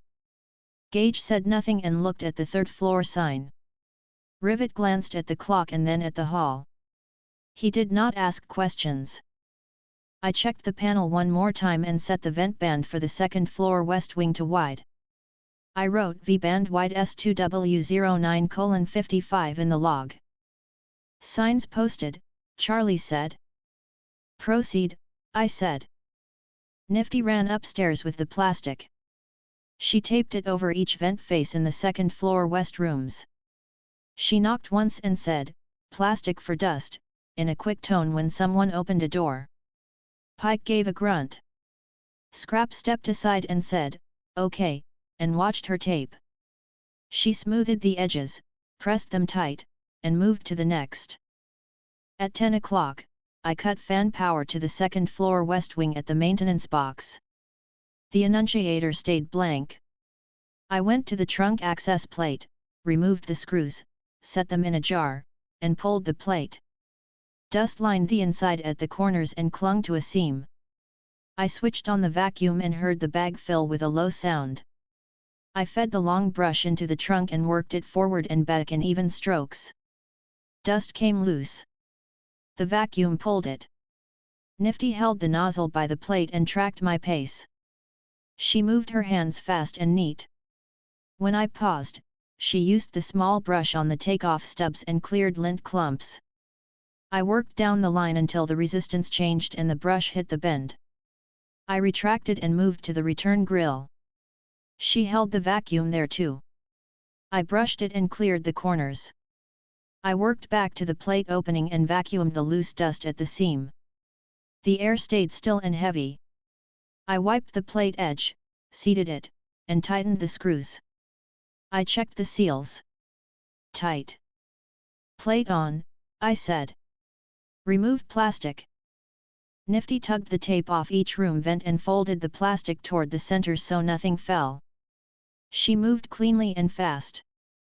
She stacked the used plastic in a neat pile for disposal. I went to the maintenance box and restored fan power to the second floor west. I narrowed the vent band to normal and wrote the time.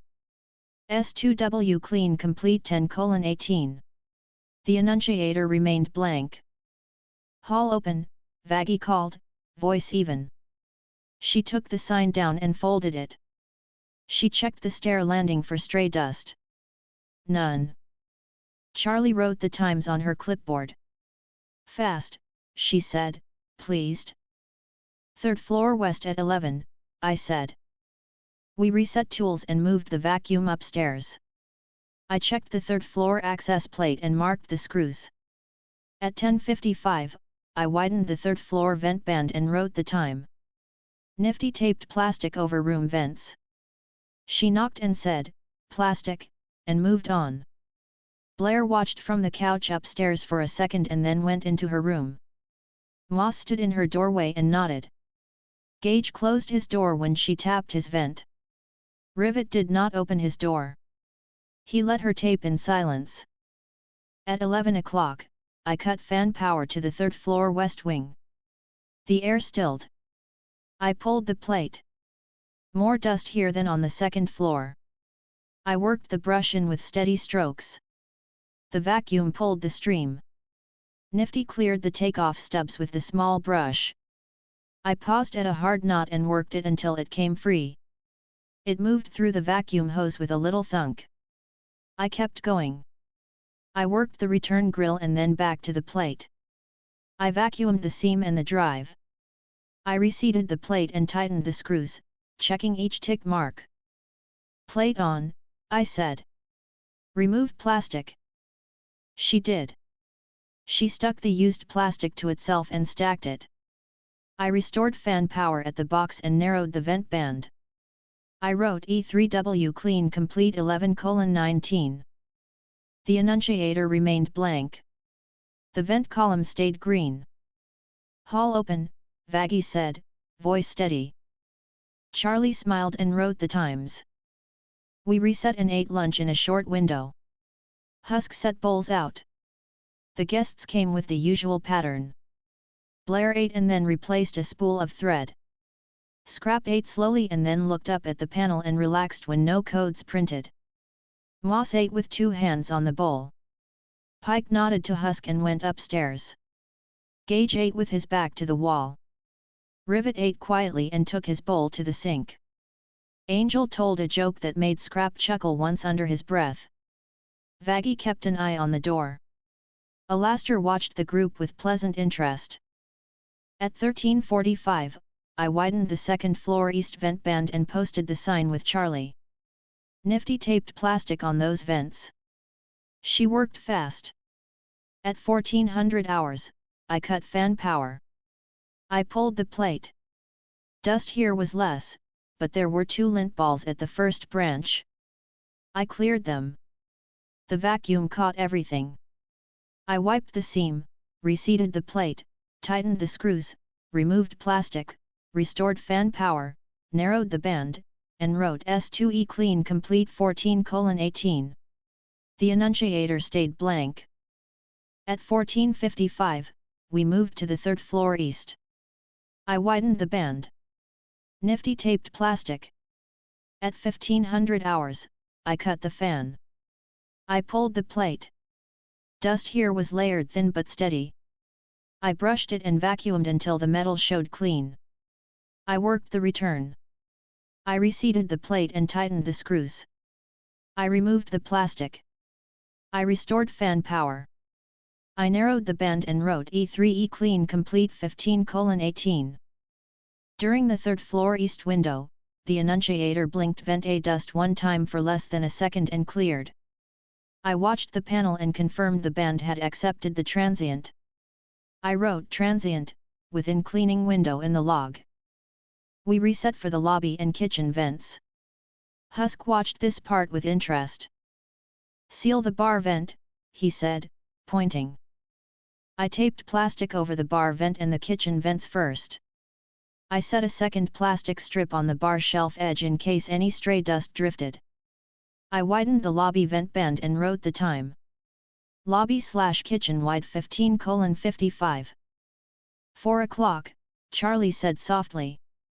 At 1600 hours, I cut the lobby and kitchen fan feed. The air in the lobby dropped to a quiet stillness. I moved a chair to the trunk access behind the lobby vent and unscrewed the plate. I fed the brush in and started the pull. The vacuum bag breathed. Husk watched with his arms folded, posture tense until he saw the dust go into the vacuum rather than out. He relaxed by degrees and went back behind the bar.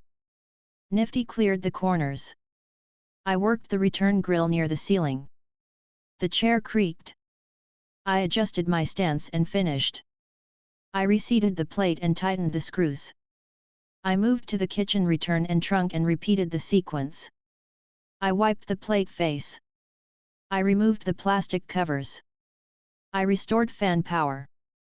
I narrowed the band and wrote lobby/kitchen clean complete 16:28. Charlie exhaled with quiet satisfaction and wrote the times. Let me see that bag, Husk said. I unlatched the vacuum and removed the sealed bag through the zipper. He peered at it and grunted. That's a lot, he said, voice neutral. Correct, I said.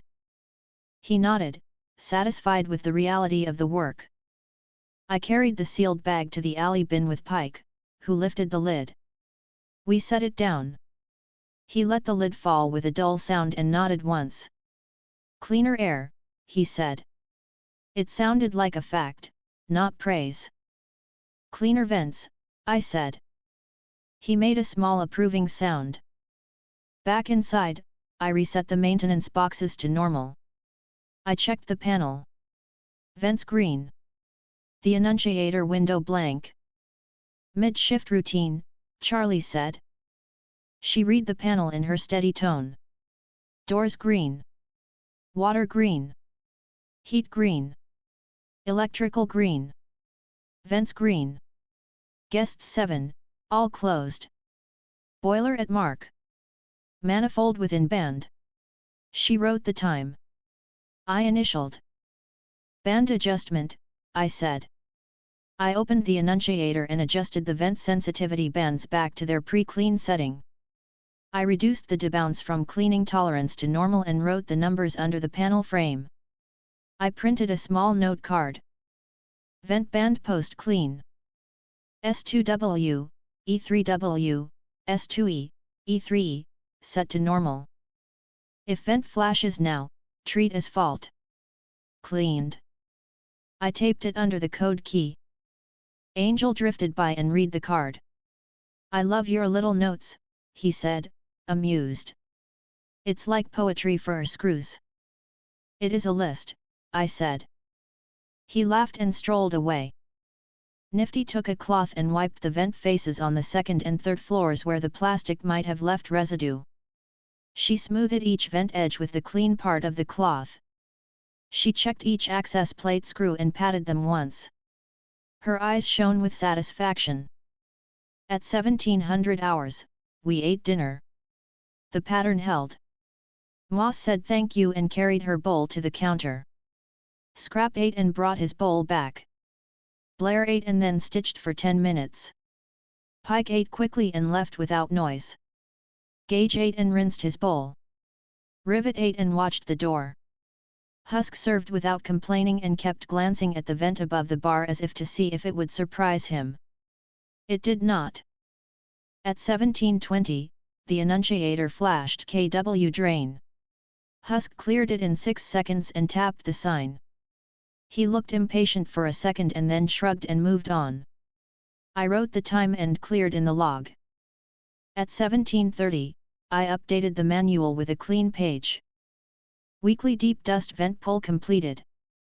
Windows S2W10:0010:18 E3W11:0011:19 S2E14:0014:18 E3E15:0015:18 Lobby/kitchen 16:0016:28 Method: fans off at segment, plastic on room faces, trunk scrubbed, return scrubbed, takeoffs cleared, vacuum sealed bag disposal. Annunciator: vent band widened during windows, narrowed after. No sustained codes during pull. Debris: significant on E3W trunk, moderate elsewhere. Post-clean vent bands set to normal. Staff: Ferris, brush and vacuum. Nifty, plastic, brush assist, vent face wipe. Charlie, signs, panel reads. Vaggie, hall closures and door monitoring. Husk, lobby supervision, kitchen clearance. Charlie read it with a pleased look. We need a place for the vacuum, she said. Somewhere that's easy to get. Basement shelf, I said. I will build a bracket. Tomorrow, she said, smiling. At 1800 hours, evening routine. Charlie read slowly, savoring the steady pattern. Doors green. Water green. Heat green. Electrical green. Vents green. Guests 7, all closed. Boiler at mark. Manifold within band. She wrote the time. I initialed. Trash rotation, I said. Scrap and pike moved in the same rhythm. 13 minutes. No spills. No door challenges. Vaggie stood at the door and watched the street without needing to stare down anyone today. She wrote cycle clear on the line. At 18:20, vent C dust did not flash. Nifty looked slightly disappointed at the lack of dust and then proudly wrote none on the chores log where she usually wrote hair. At 18:30, I carried the vacuum to the basement and set it near the generator wall. I measured the space and wrote the numbers for a bracket on a scrap. I set the brush rods in a neat bundle and tied them with twine. I wrote bracket tomorrow in the margin. At 18:45, I checked the third floor manifold window again. 311 held steady.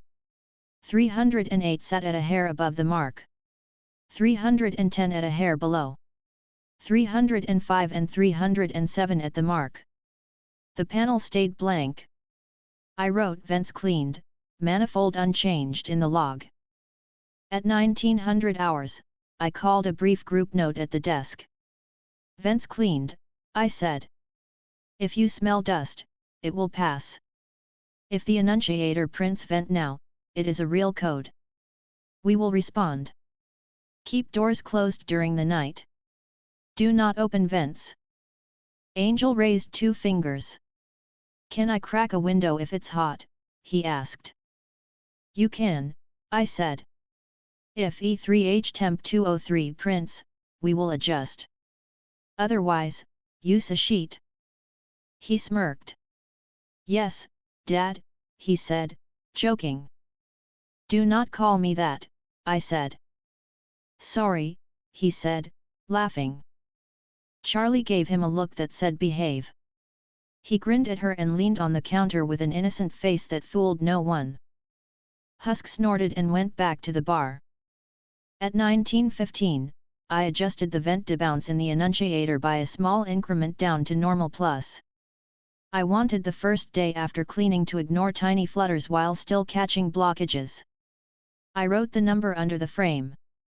I printed a line on the code key. Vent post clean. If code prints, check trunk first. Do not open room vents without panel instruction. I taped it under the vent codes. Nifty read it and nodded as if she was accepting a personal mission. At 19:30, E3H Temp 311 flashed and cleared in 3 seconds. I walked up. Rivet's window was cracked. He closed it when he saw me. I checked the manifold window and left 311 alone. I wrote 311 window crack brief in the log.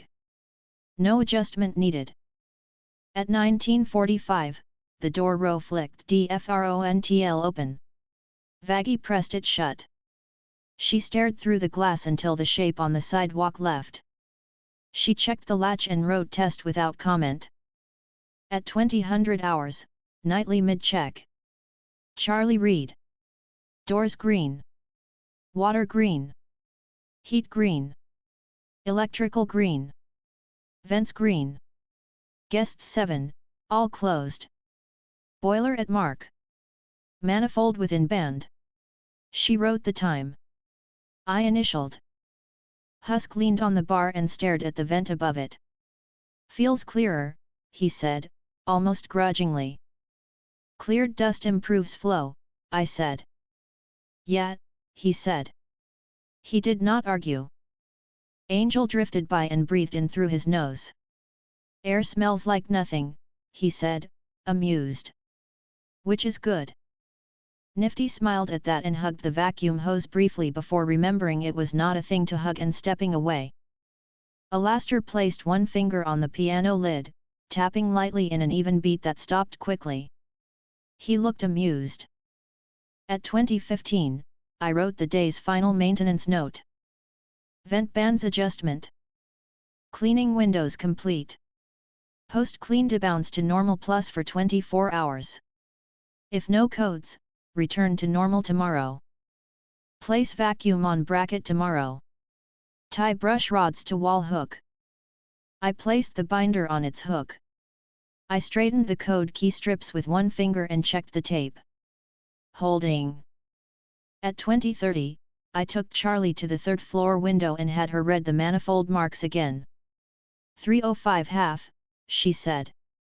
307 half 308 above by 1 tick 310 below by 1 tick 311 half. She smiled. It's the same. It is correct, I said. She nodded with a calm face that showed satisfaction. Thank you for doing this with me, she said quietly. You are welcome, I said. At 20:45, I walked the second floor with the toolkit. The vent faces looked clean. The trunk plates sat flush. The screws had the tick marks aligned to their starting positions. The hall smelled neutral. The panel stayed green. At 2100 hours, night routine. Charlie Reed with steady cadence. Doors green. Water green. Heat green. Electrical green. Vents green. Guests 7, all closed. Boiler at mark. Manifold within band. She wrote the time. I initialed. The guests went to their rooms. Angel tossed a look over his shoulder and blew a kiss at the panel and then went upstairs humming. Husk cleaned a glass and set it down with its rim aligned. Vaggie stood by the door with her spear against the wall. Nifty wiped the panel glass and hung the cloth again. Alastair watched the quiet room with interest but did not act. I walked the perimeter once. I checked the alley bin lid. Closed. I checked the kitchen door. Latched. I checked the third floor manifold window. 4 half marks and 2 ticks. The tape strips held. The access panel screws sat tight. I checked the vent plates in the second floor west. Clean. I returned to the lobby. I wrote the final entries for the day. Deep dust vent pull day summary. All segments cleaned on schedule. No sustained vent codes during cleaning or after. Post-clean vent bands set to normal plus. No false codes observed. Airflow steady. Residents complied with door and vent closures during windows. Next, return debounce to normal tomorrow if no events by mid-morning. Install vacuum bracket. I set the pen on its string. The panel held green. The annunciator window stayed blank. The room sounded steady. I stood with my hands behind my back and watched the rows for 10 breaths. They did not change. Chapter 20, Brackets and Briefings. I checked the panel before sunrise. Doors, water, heat, electrical, vents green. The annunciator window was blank. The boiler needle sat on the mark. The third floor manifold note stayed flat. I wrote the numbers in the log, underlined the date, and drew the header in block letters, return vent debounce to normal. Install vacuum bracket and brush hooks. Post resident orientation sheet. Track code changes for 48 hours. I went to the third floor manifold window and read the marks. 305 and 307 at the half mark. 308 a tick above. 310 a tick below. 311 at half. The access screws were tight. No warmth leak through the pane. I returned to the lobby.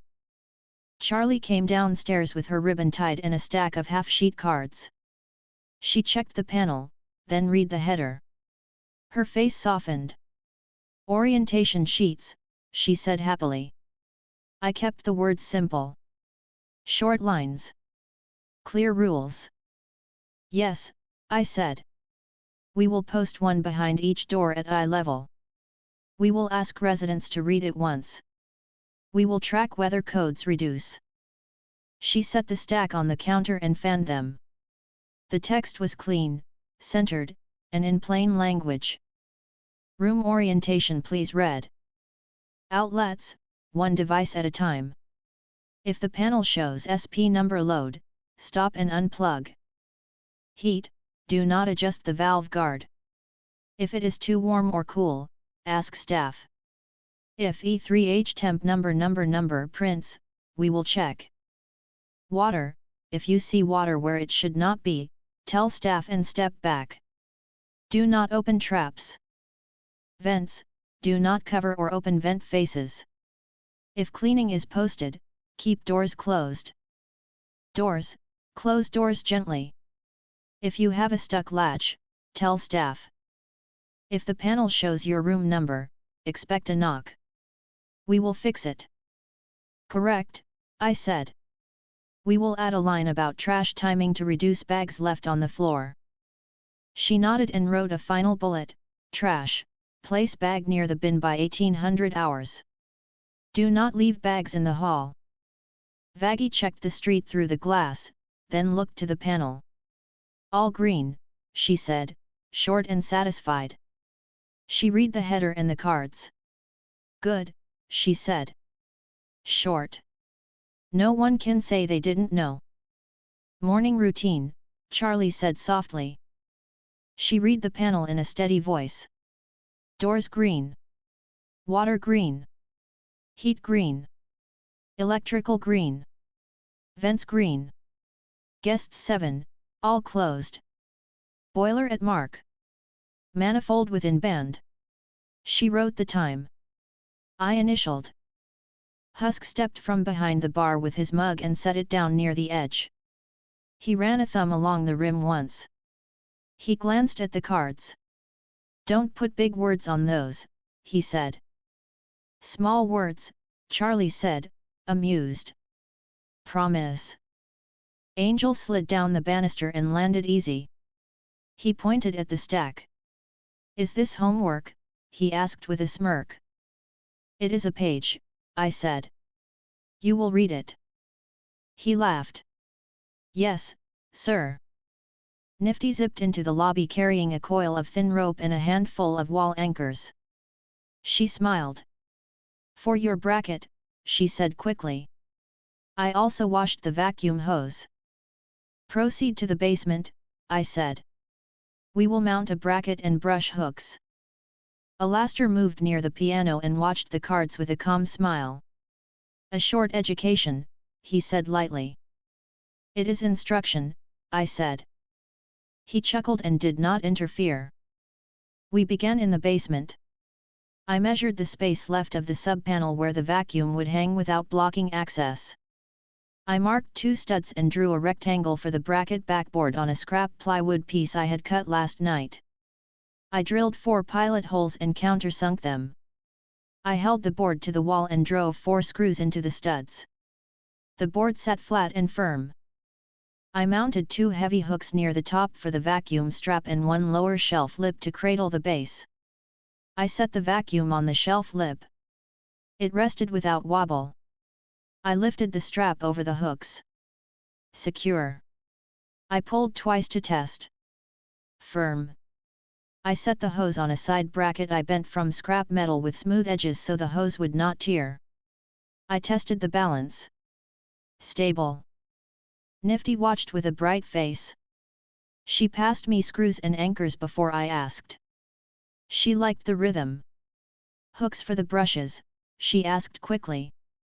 Yes, I said. I drew a straight line on the wall to the right of the backboard and marked 3 points equally spaced.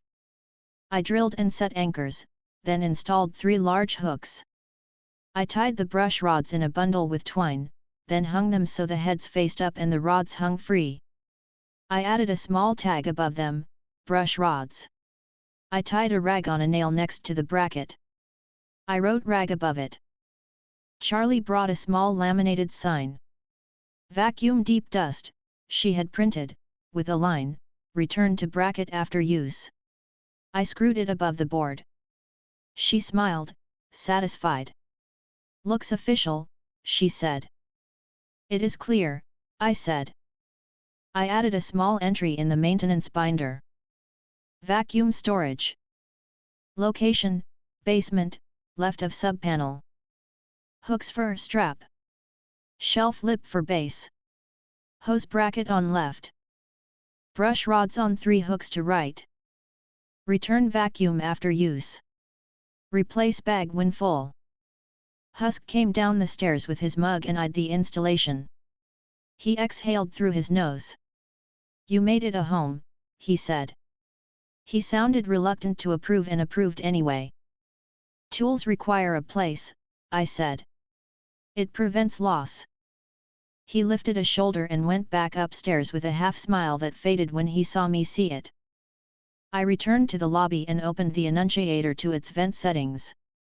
I set the debounce from yesterday's normal plus to the original normal.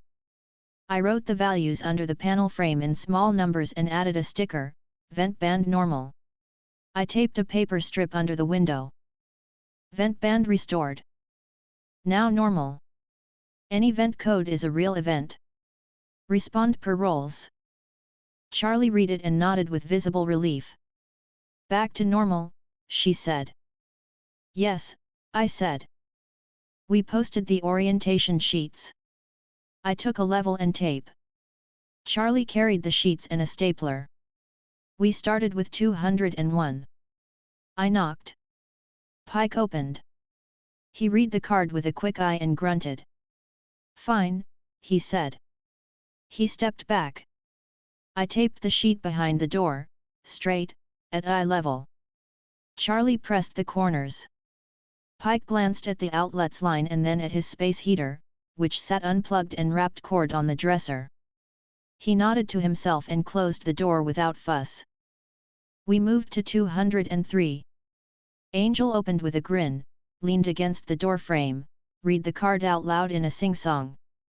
One device at a time, he said. Yes, Mom.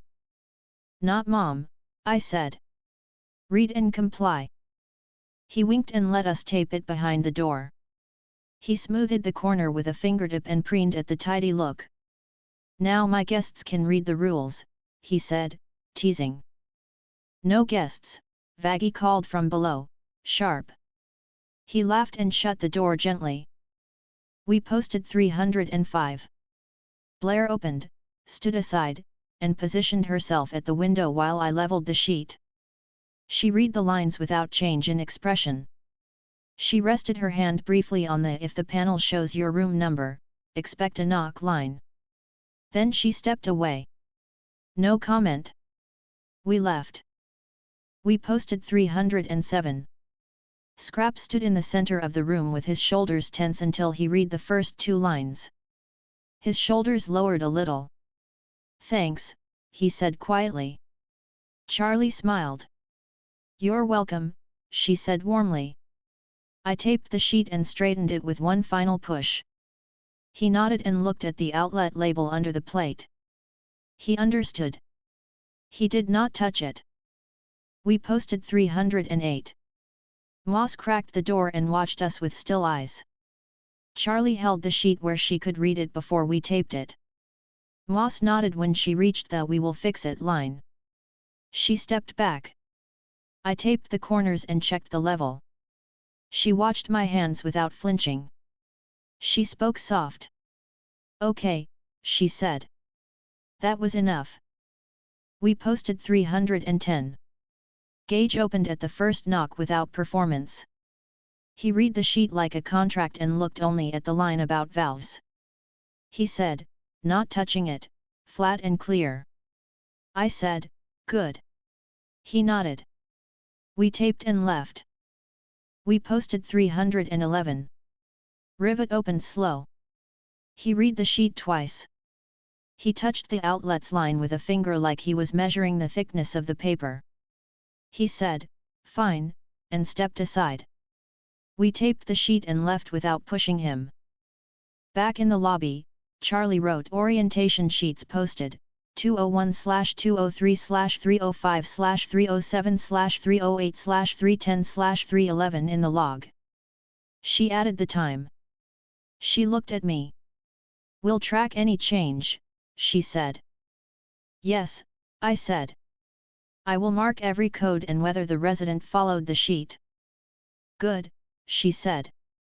"Morning routine," she added, "less out of need and more out of habit." She read again. "Doors green. Water green. Heat green. Electrical green. Vents green. Guests 7, all closed. Boiler at mark. Manifold within band." She wrote the time. I initialed. I prepared a tracking sheet.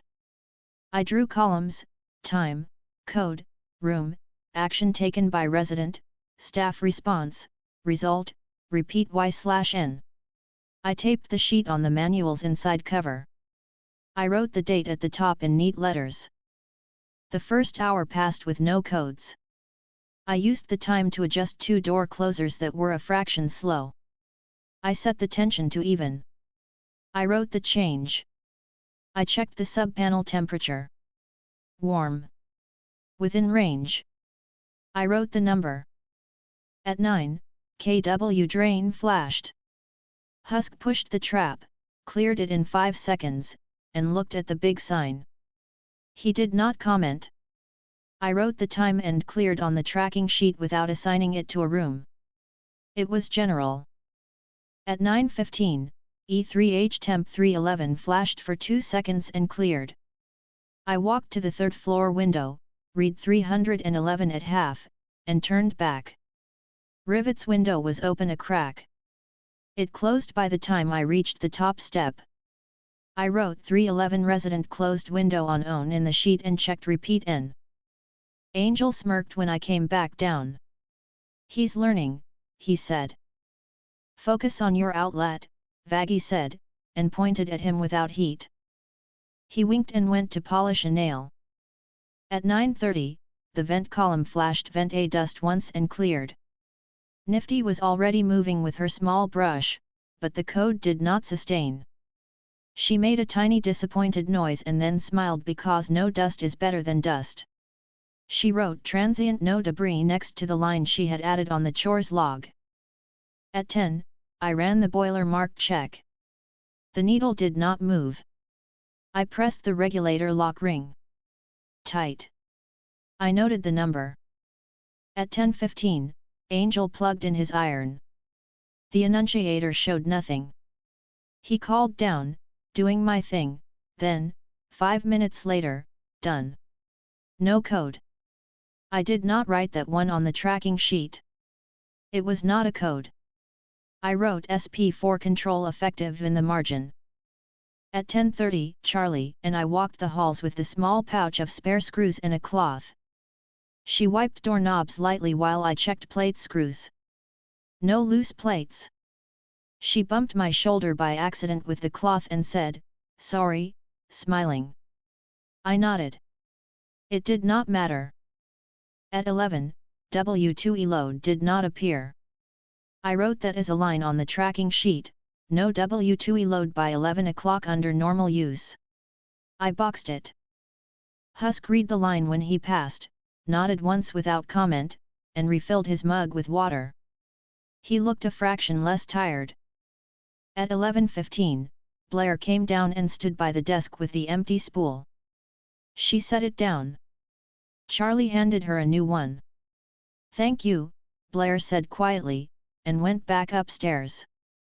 She glanced at the orientation sheet in the stairwell by habit and then did not pause. At 11:30, E3H temp 308 flashed for 3 seconds and cleared. I walked to the third floor window.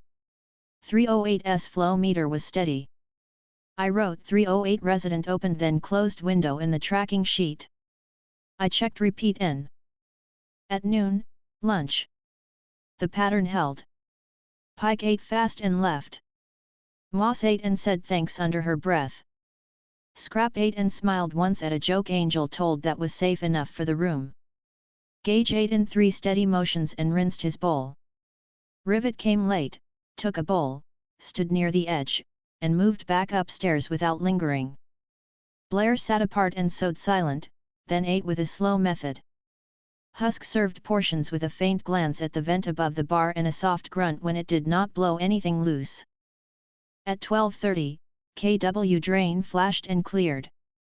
Husk made a face that said he wanted to put another sign over the sign and then decided it would not help. I added the time to the tracking sheet.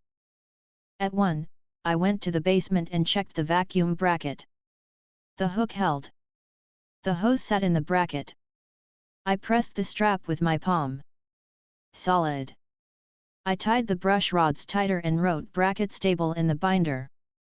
At 1:15, I wrote a second sheet for the tracking binder with the same columns so I would have space for the whole day. I taped it in and added day 1/2, resident orientation effect.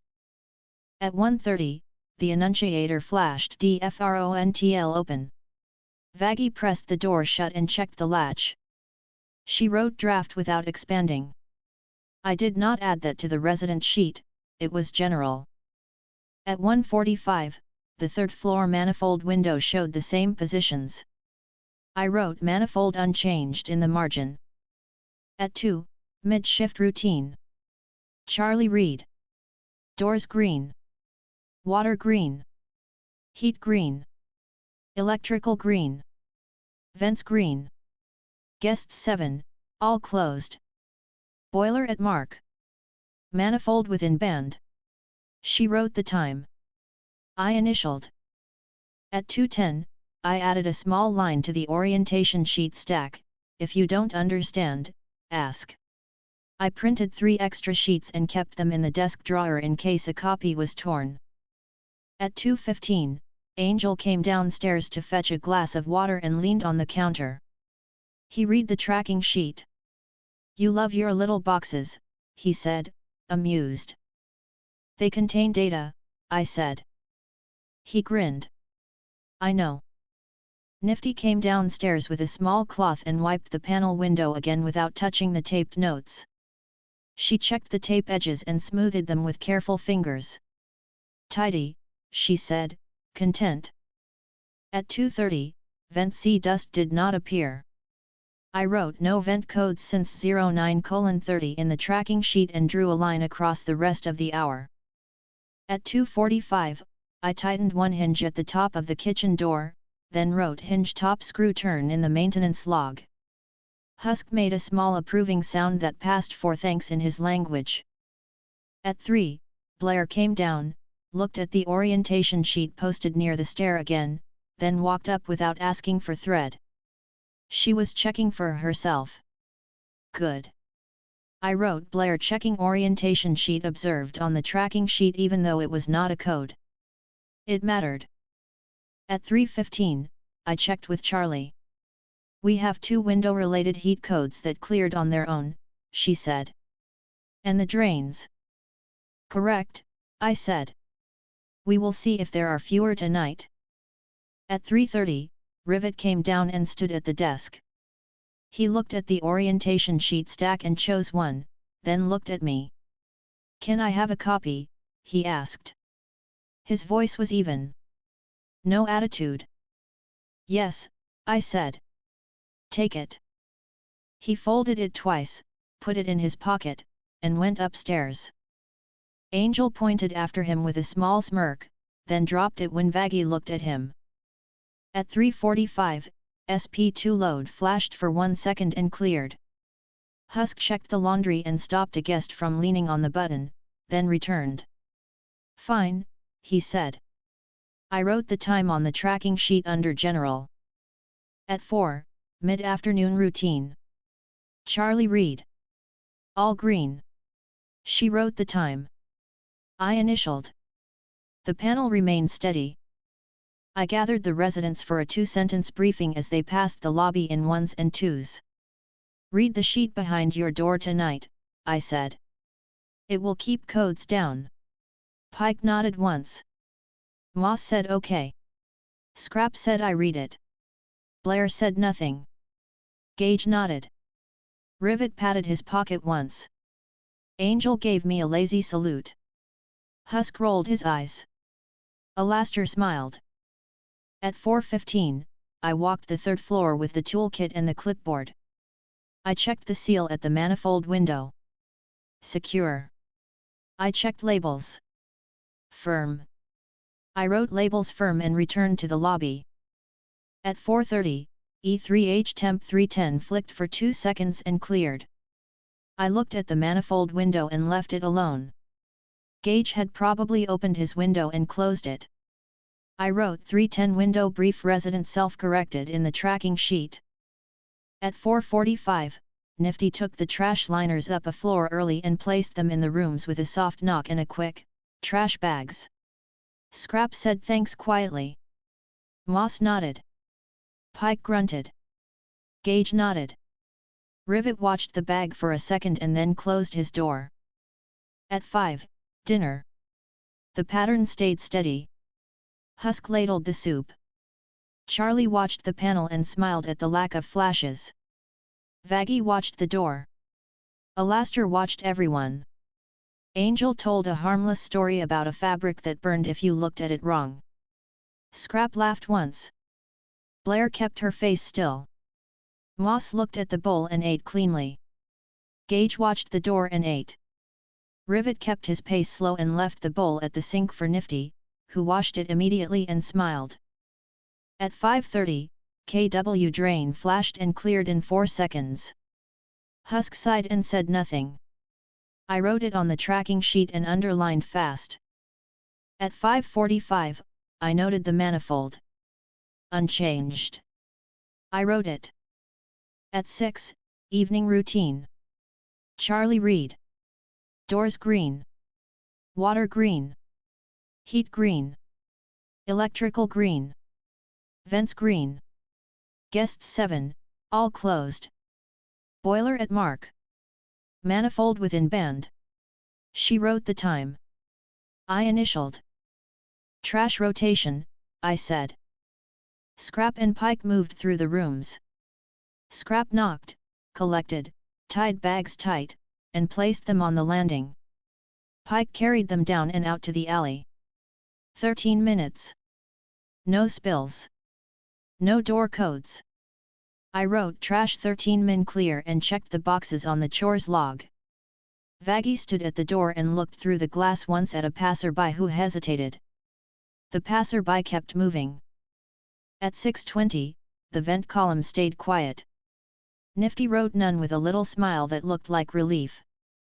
At 6:30, I opened the manual and wrote the day's summary page with clean lines. Vent band restored / orientation sheets posted day 1. Vent debounce returned to normal at 7:20. No sustained vent codes all day. Orientation sheets posted in 201, 203, 305, 307, 308, 310, 311. Simple lines. Residents acknowledged. Tracking results, Day 1. Heat, E3H Temp 311, 9:15, resident closed window, no action. E3H Temp 308, 11:30, resident closed window, no action. E3H Temp 310, 16:30, resident closed window, no action. Water, KW drain, 9 o'clock, 12:30, 17:30, cleared in less than or equal to 6 SEC by husk. Sign effective. Electrical, no W2E load. SP2 load transient, 15:45, guest leaning on button. Cleared. Vents, transient at 9:30. None after. Observation, orientation sheets appear to reduce repeat window heat codes on same rooms. Track tomorrow. Charlie read the page and smiled. It's working, she said happily. Preliminary, I said. We will confirm tomorrow. She nodded with contained joy. Tomorrow, she said. At 6:45, I moved to the basement and tightened the sub-panel cover screws a quarter turn. Metal shrinks at night. I wrote cover screws checked in the binder. I tapped the vacuum bracket once with my knuckle. Stable. I returned upstairs. At 7, I gave short reminders at the lobby counter when the residents passed by. Read the sheet, I said to Moss. She nodded. I did, Scrap said, with a small smile. I know, Pike said, calm. It's fine, Gage said, brief. I have it, Rivet said, hand brushing his pocket again. Angel breezed by. I framed mine, he said, lying for his own amusement. I ignored it. He laughed softly and wandered away. Husk leaned on the bar and looked at the panel. I like quiet lights, he said. He sounded content. He finished his drink and filled a glass with water. At 7:15, I returned to the third-floor window and read the manifold. Same marks. I wrote manifold unchanged again because the repetition mattered. At 7:30, the annunciator printed nothing. The panel stayed green. The lobby was steady. At 7:45, Charlie placed a fresh pencil on the chores log and straightened the cards on the wall. She tapped the trash line once, then looked up at the clock. Habit. She smiled when she saw we were past it. At 8, nightly mid-check. Charlie read. All green. She wrote the time. I initialed. She smiled at the empty window. It told her everything she needed. At 8:15, I added a small appendix to the orientation sheet in the manual for reference. Orientation sheet staff notes. If a resident asks, read it to them without rushing. Point to the lines. Keep tone calm. If a resident struggles, tape a second sheet at lower height. If a sheet tears, replace immediately. I printed 2 extra and put them in the drawer. Nifty adjusted the drawer so the edges aligned and closed it with a little click that made her happy. At 8:30, I made my final walk on the third floor. I pressed my palm to the manifold pane. Warm. Safe. I checked each door with my ear. Quiet. I returned downstairs. At 8:45, the door roticked DFRONTL open for 1 second. Vaggie pushed it shut and did not write anything beyond draft. She adjusted the bolt with a small motion. It felt smoother. At 9, night routine. Charlie read with calm cadence. Doors green. Water green. Heat green. Electrical green. Vents green. Guests 7, all closed. Boiler at mark. Manifold within band. She wrote the time. I initialed. I wrote the last lines of the day in the tracking sheet. Day 1 summary. Codes, 3 heat window events, self-corrected, 3 drains, cleared, 1 SP transient, cleared. No W2E load. No sustained vent codes. Resident actions, windows closed without prompting. No one adjusted a valve. No one opened a vent. No door slams. Orientation sheet effect, early indication positive. I set the pen on its string. I looked at the rows for 10 long counts. Green. Blank. Mark. I stood with my hands behind my back and allowed the quiet to settle. Charlie leaned lightly on the counter, then pulled her hand back. "Good day," she said softly. "Yes," I said. Husk wiped the bar with a fresh cloth and did not rush. Vaggie rested her spear against the wall and stretched her neck once. Nifty patted the panel cloth and hung it again. Angel yawned and headed upstairs with a grin. Alastair watched the room with even interest. I wrote a small note in the margin for the morning, check 308 window seal. Then I closed the log. The panel did not change.